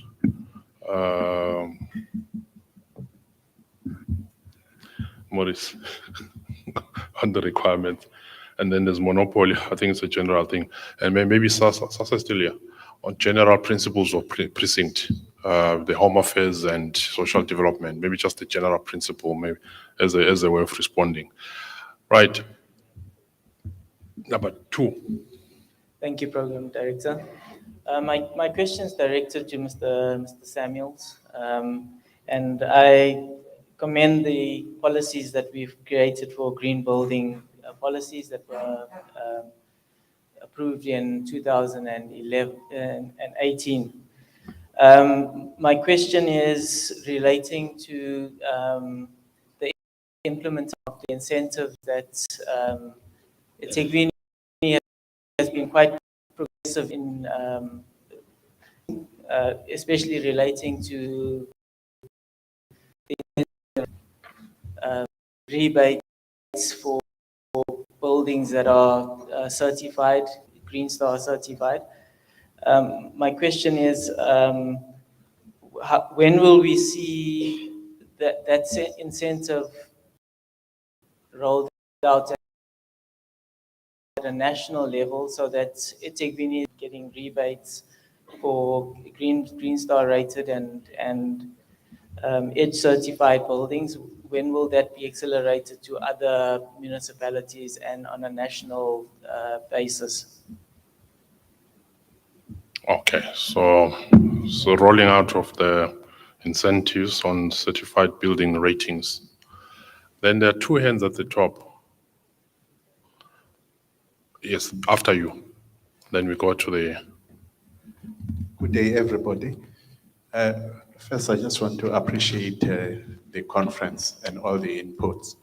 It's quite a lot of information that involves policies, programs, and systems. And I don't think it's really going to be possible for most people to grasp these things because they tend to sit at national level. These programs and support systems from the Department of Public Works as well as from National Treasurer, and then the financial institutions, things that are industry transformation. But unfortunately, in most cases, they're not readily available in the province to support people on an ongoing basis so as to take advantage of the opportunities.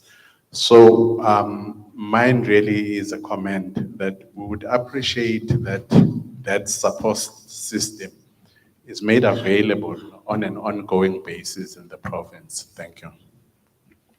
Okay. Okay, thank you. I think it's just a general comment of visibility and also understanding issues on the ground and that support system on the realities, not high level. This fancy word, high level. There are 2 hands there, 2 last hands. Thank you very much. My name is Steven Sehla from Centec. Centec is an SOE. I'm coming from an angle of ICT in the infrastructure's point of view. There's certain infrastructure that the department is actually leasing from Centec, but I believe there's an opportunity between us as Centec or government entities to be able to collaborate. There's opportunities of revenue, unlocking revenue within the departments that we have seen. In as much as we've tried to penetrate the department, I think there's been some elements of not getting to a point where we want to get to.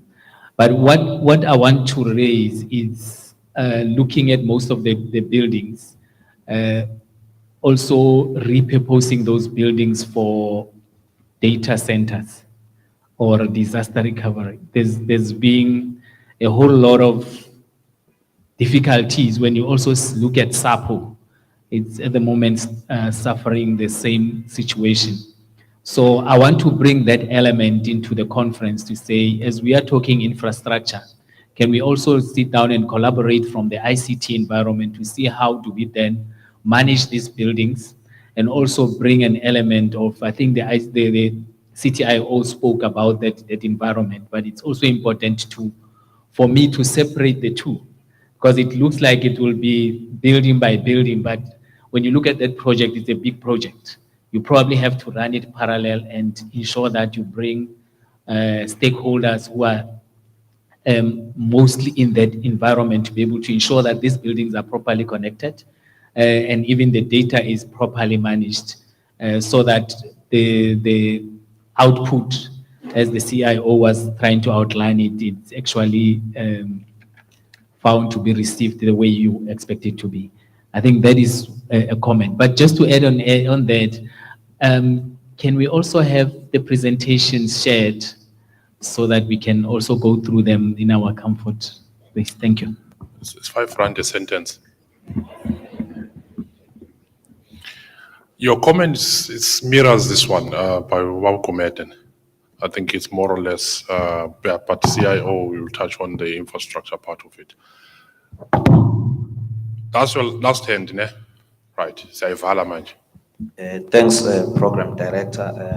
My name is Umtobisi Matonze, an aspiring developer.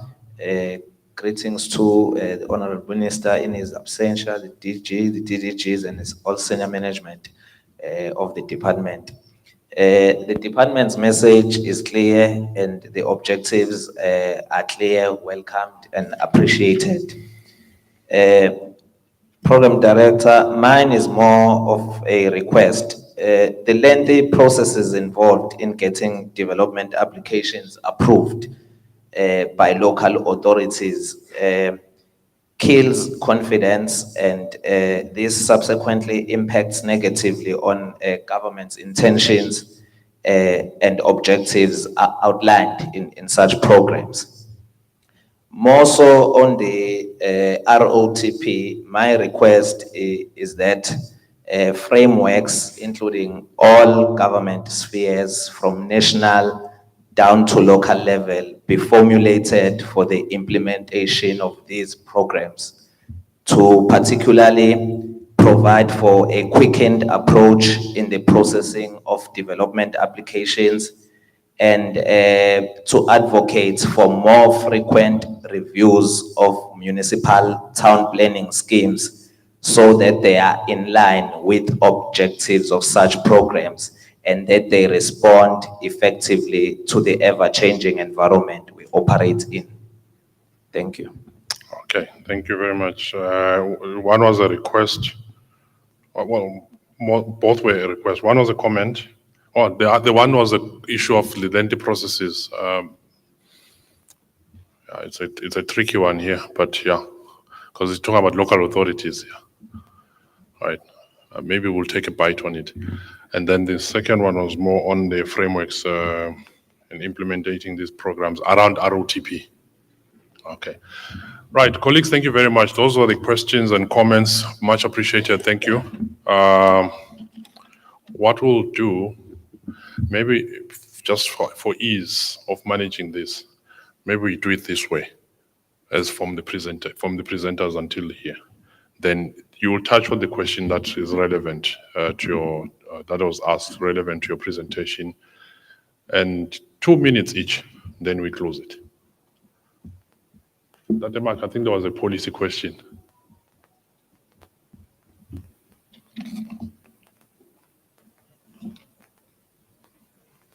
Policy amendments.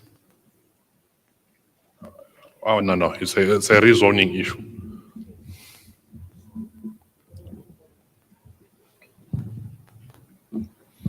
Let's get the mic moving this way. ROTP. Chairperson, majority of the issues raised around ROTP were mainly comments and inputs that we really note, and we will be able to follow through with them as we develop a policy position on that. Thanks a lot. Okay. Probably based on your response, maybe the issue may be how will the public get these updates, right? Probably, maybe, yeah. Thanks. Perhaps the best way to respond to it is to say that as and when we finalize the frameworks on ROTP, those will be made public documents that can be shared out. And I do not believe that today we're meeting the last time on the ROTP to an extent that as and when we proceed, we will be able to share more information on it. As colleagues would have heard that the ROTP is still in conceptual stage. We're going to be running a pilot, and we're hoping that as well lessons from the pilot will also inform the way in which we're going to be rolling out the full spectrum of the whole program. Thanks. Okay, thank you. Samuels? Just a couple of questions that affect my area. So with respect to the wastewater treatment plants, I think that the point is well made by the young lady. The need for us to ensure that in terms of the green economy, that we comply with that. We know that we've had certain challenges when it comes to wastewater treatment plants, and that there are certain compliance issues that we need to deal with, specifically with regards to the green drop and the blue drop report. But we have plans in place to do that. We didn't specifically elaborate on that here.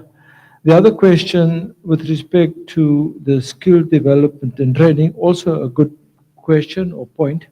And I think it focuses more on the current shared savings project, where there hasn't necessarily been a skills transfer, and where we have not, as Public Works, used our artisans in that program. The main reason for that is because as things changed in Public Works, there was also a decision to phase out workshops at one stage.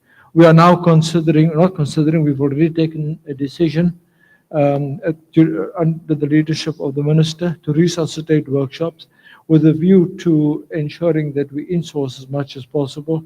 To that end, there will be a skills development and training process that will unfold. Maybe I could, okay, then there was the question from our colleague at the back with regards to the implementation of incentives. So we've really just started this. We are in the process of ensuring that the indoor air quality for Public Works is implemented, and we are in discussion with our real estate management services branch, where we can roll that out also to the leasehold portfolio. And we have policy documents in place, and at an appropriate stage, we will then discuss or share that with respective landlords. Then there are other incentives that are still in their infancy in terms of how we're going to do our scoring model to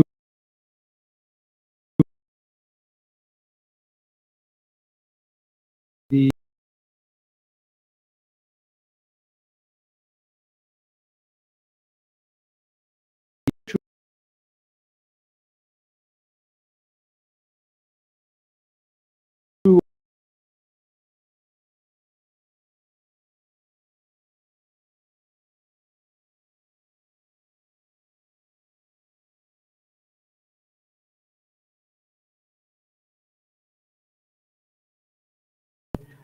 business plans.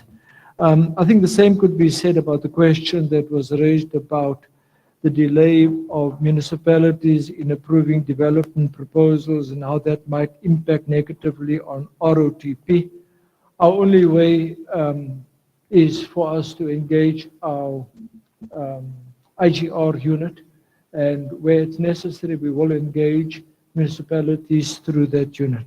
So I've covered quite a few questions. Some of them might not necessarily have all been in my with my presentation. Now, sorry, there was another question on the tangible outputs and incentives for green buildings policy. I think to a great extent, I answered that in terms of what we have as on the IREP project. But I think that one of the colleagues at the back made a fair point that the presentations are fairly new to the audience. And once we share that with them, I think a lot of the information will then all the questions will be answered in those presentations. Thank you. Okay, thank you. Right. Take note from those who ask questions that some of them may not be fully responded to because it's a balance between some of the concepts, some information that still needs to be, but it's also in terms of the different spheres of government. So while also dealing with the issues at local authority, we may talk about the relationships with local authority, but not necessarily the decisions taken at that level. So just have that in mind in terms of the balancing of the responses. Thank you very much, and thank you for the questions. In terms of the development applications taking too long, the processes, the associated processes, as indicated by the chair, this falls within the ambit of the municipalities. However, we totally agree with that. But I think we can respond from a government perspective to say that this has been acknowledged, even with the PICC program.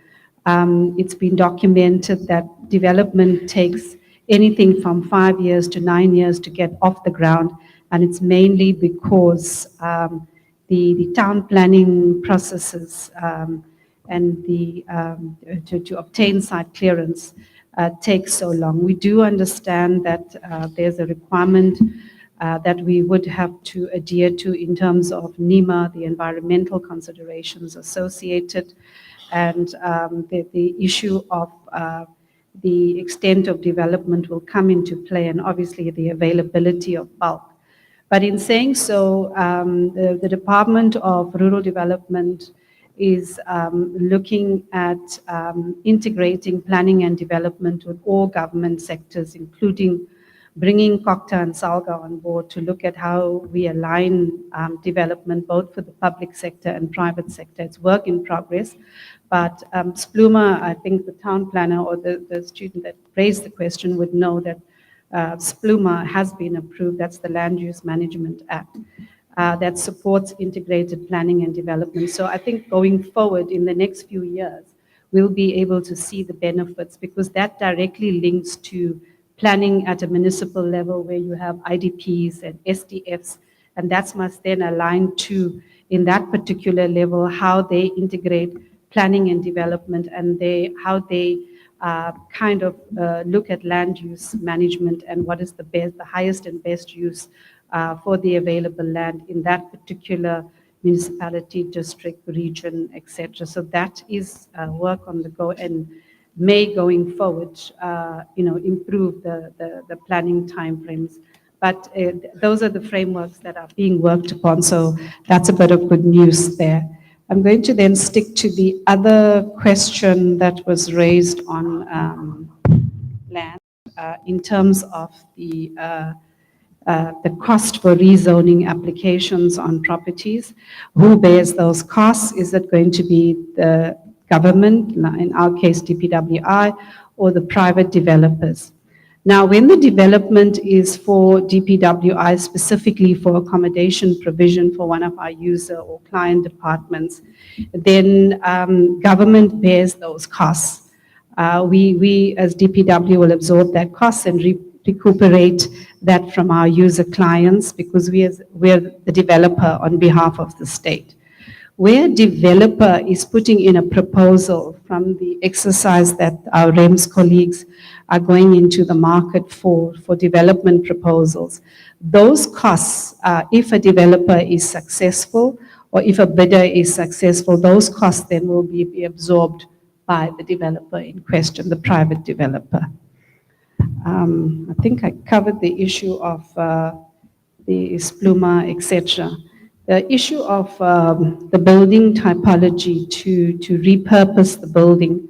Now, obviously, that also will be linked to what is the municipality zoning requirements and permits are. If you're going to change typology of a building from a residential to an office or commercial use, then that particular zoning application must be put through accordingly to align. And I think there are frameworks, urban design frameworks, etc., that come through as part of the planning inputs to the municipality when one is asking for approvals. That also supports all of these. But the issue of timeframes with the municipalities are noted, and I am part of the departments that attend these spatial planning forums, and we will continue to raise that accordingly. But that's noted. Chair, you wanted me to also support my REMS colleagues on when we develop precincts, what are some of the criteria, especially for the social cluster. I think the question was more in terms of the lease, but in general, our user departments will then dictate what are the parameters that they require. It's not DPW in specific. For example, if a user department like labor wants to be in close proximity to SASSA, Home Affairs, etc., then that is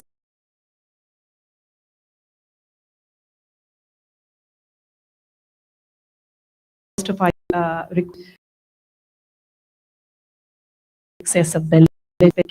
So they normally require at a particular radius from, for example, a taxi rank or any other mode of transport, so that their clients that they service have accessibility to them. Yeah, I think from my end, that would be some of the inputs that comes from the precinct planning perspective, but I think it will go back to leasing as well. So thank you. Okay, thank you. I think then the remainder of the questions, you split between themselves. But before CIO, where is CIO?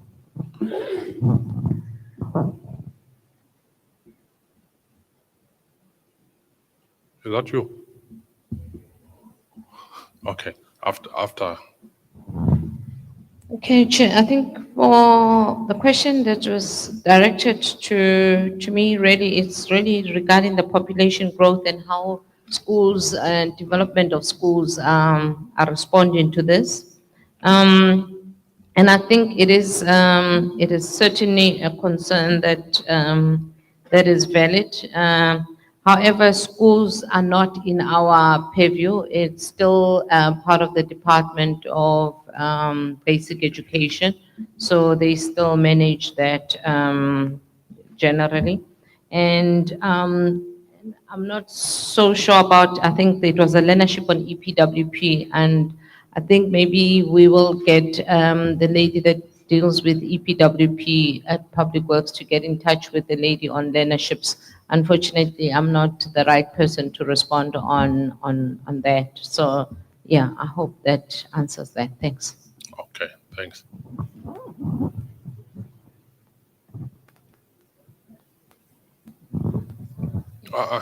CIO.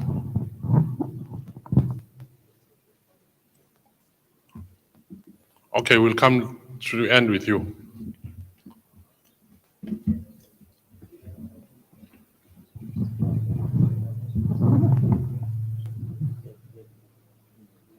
Okay, I think there was a question from Mr. Vilakazi around privately owned properties that maybe the owners have neglected.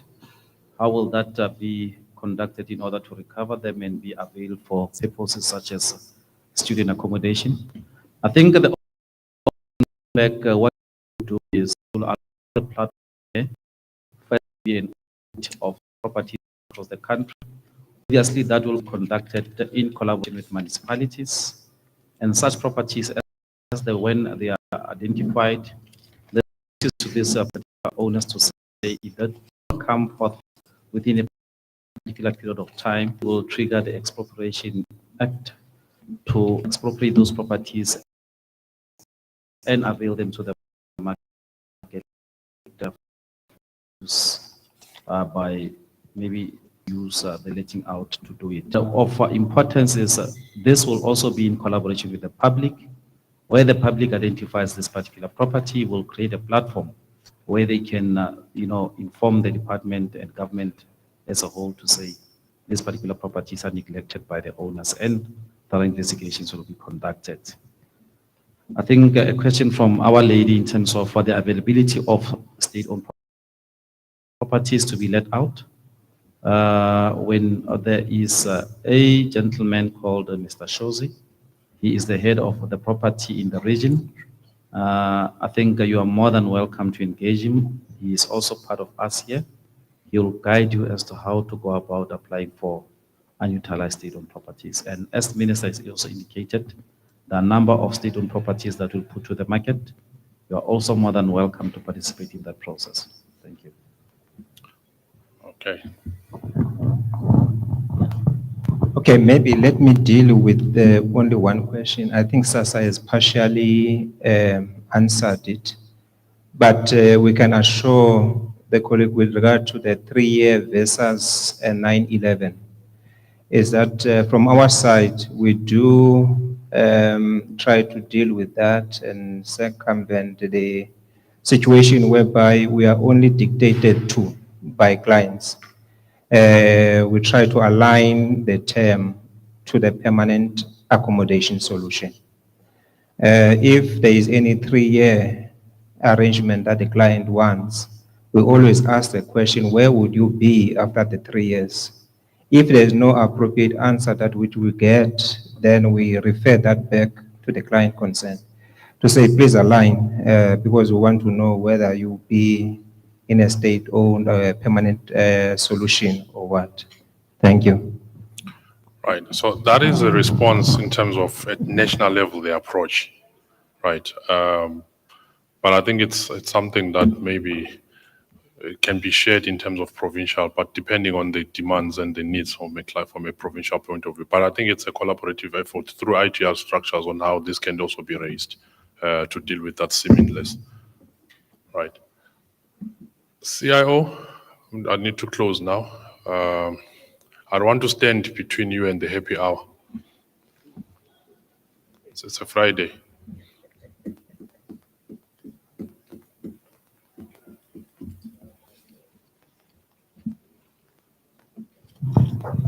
Thank you, Program Director. I'll respond on the tendering one, even though I was also given a solution or a proposal how to deal with it.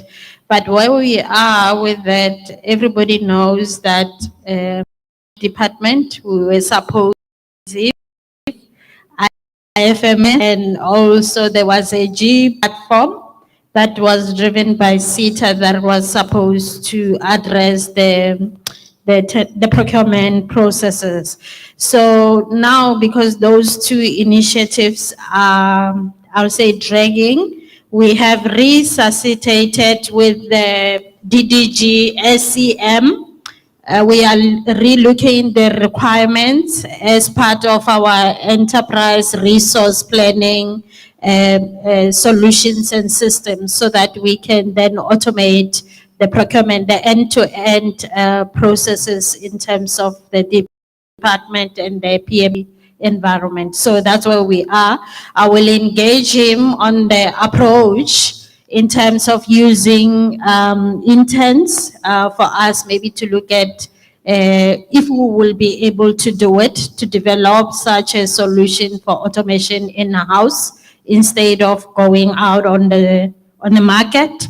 Or we will, because the team is currently looking at a cost analysis, whether it will be viable to go off the shelf or to do the in-house build of this automation.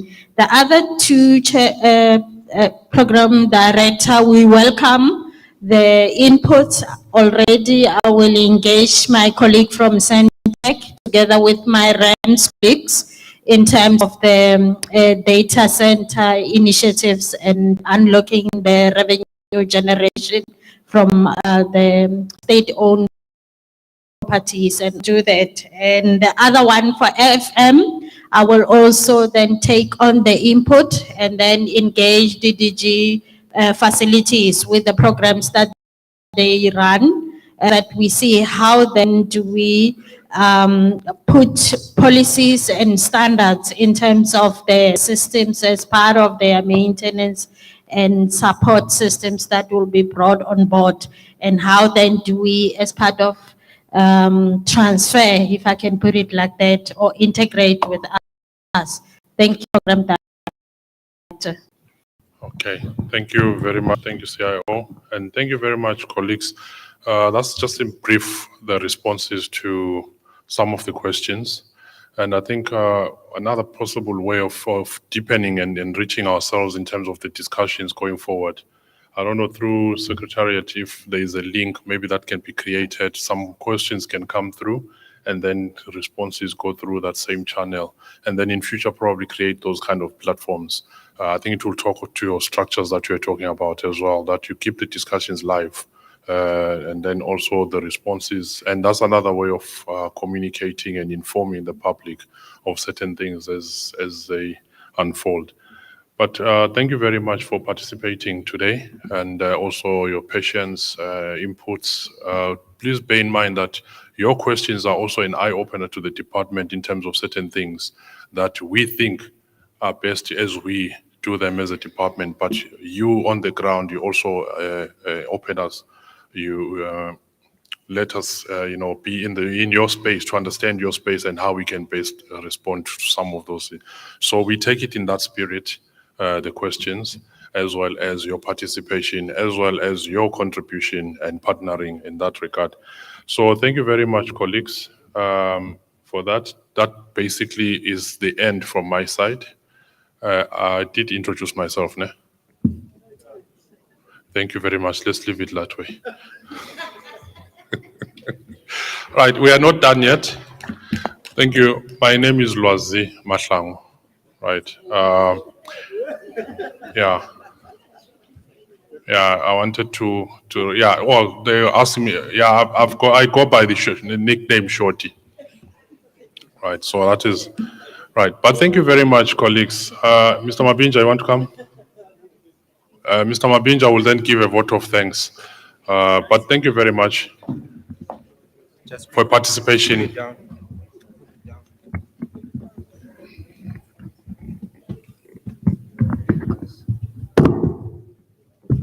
Not too low, Lwas. Next time I'll bring my own mic.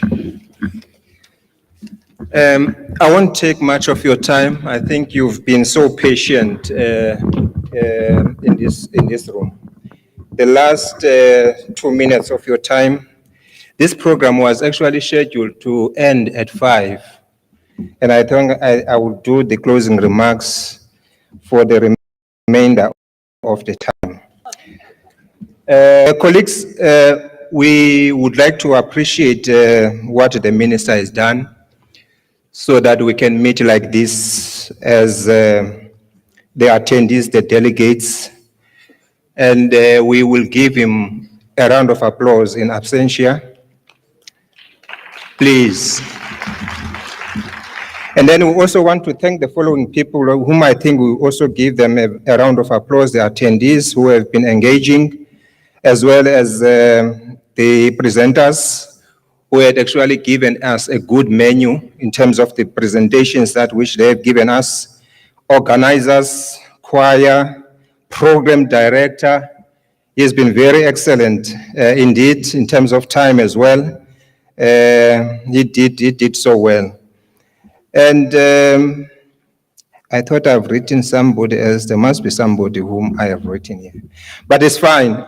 Those are the people that I think you will need to give them a very good round of applause. I think I think the interests of and expectations that which were articulated at the beginning of this event were actually achieved or fulfilled in my own view. One, you had an opportunity to market yourselves. I heard some people who were actually introducing themselves, going to an extent of marketing themselves at the beginning of the event. You also had an opportunity to put your stands in front there at no charge. Exhibition was offered by the department so that you can exhibit there. And then there was also an opportunity for you to network with other fellow property players. You had to engage the department, had an opportunity to engage the department at the most highest level. You will never find it at this level, where it is the minister, EXCO, almost the 80% of EXCO is here. You will never find it at any given time from the department. And you had also an opportunity to share your own kind of experiences with the department, which we do appreciate. The link has to be given. I've spoken to CIO, but seemingly she was not yet ready. But for now, use that one and bombard that email address with all your things that wish you. That is the head of REMS within the province, the regional office. Therefore, you can send all your things up there to him. Therefore, for now, we'll use that as a link up until we have a proper link for every interaction that which we will have for the province. This is, in my closing remarks, this is a roadshow. It doesn't end here. This was just an event, a first event of the roadshow. Will be actually our next stop with the minister will be in Western Cape. Therefore, it will be happening towards the end of this month. In our engagement with him, he has actually confirmed that we must start preparing and work with the province and work with the metro concerned in Cape Town. Therefore, this then confirms that we are very serious about what we are doing as a department, and we are opening up. We are not a department that sits at a corner and does its own thing. We are a department that tries to open up so that we can interact.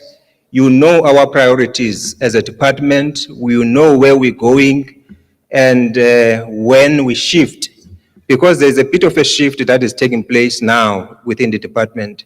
I think the minister articulated on that to say that we are no longer wanting to entrench ourselves on leases and leasing from private sector, but now we are moving away from that.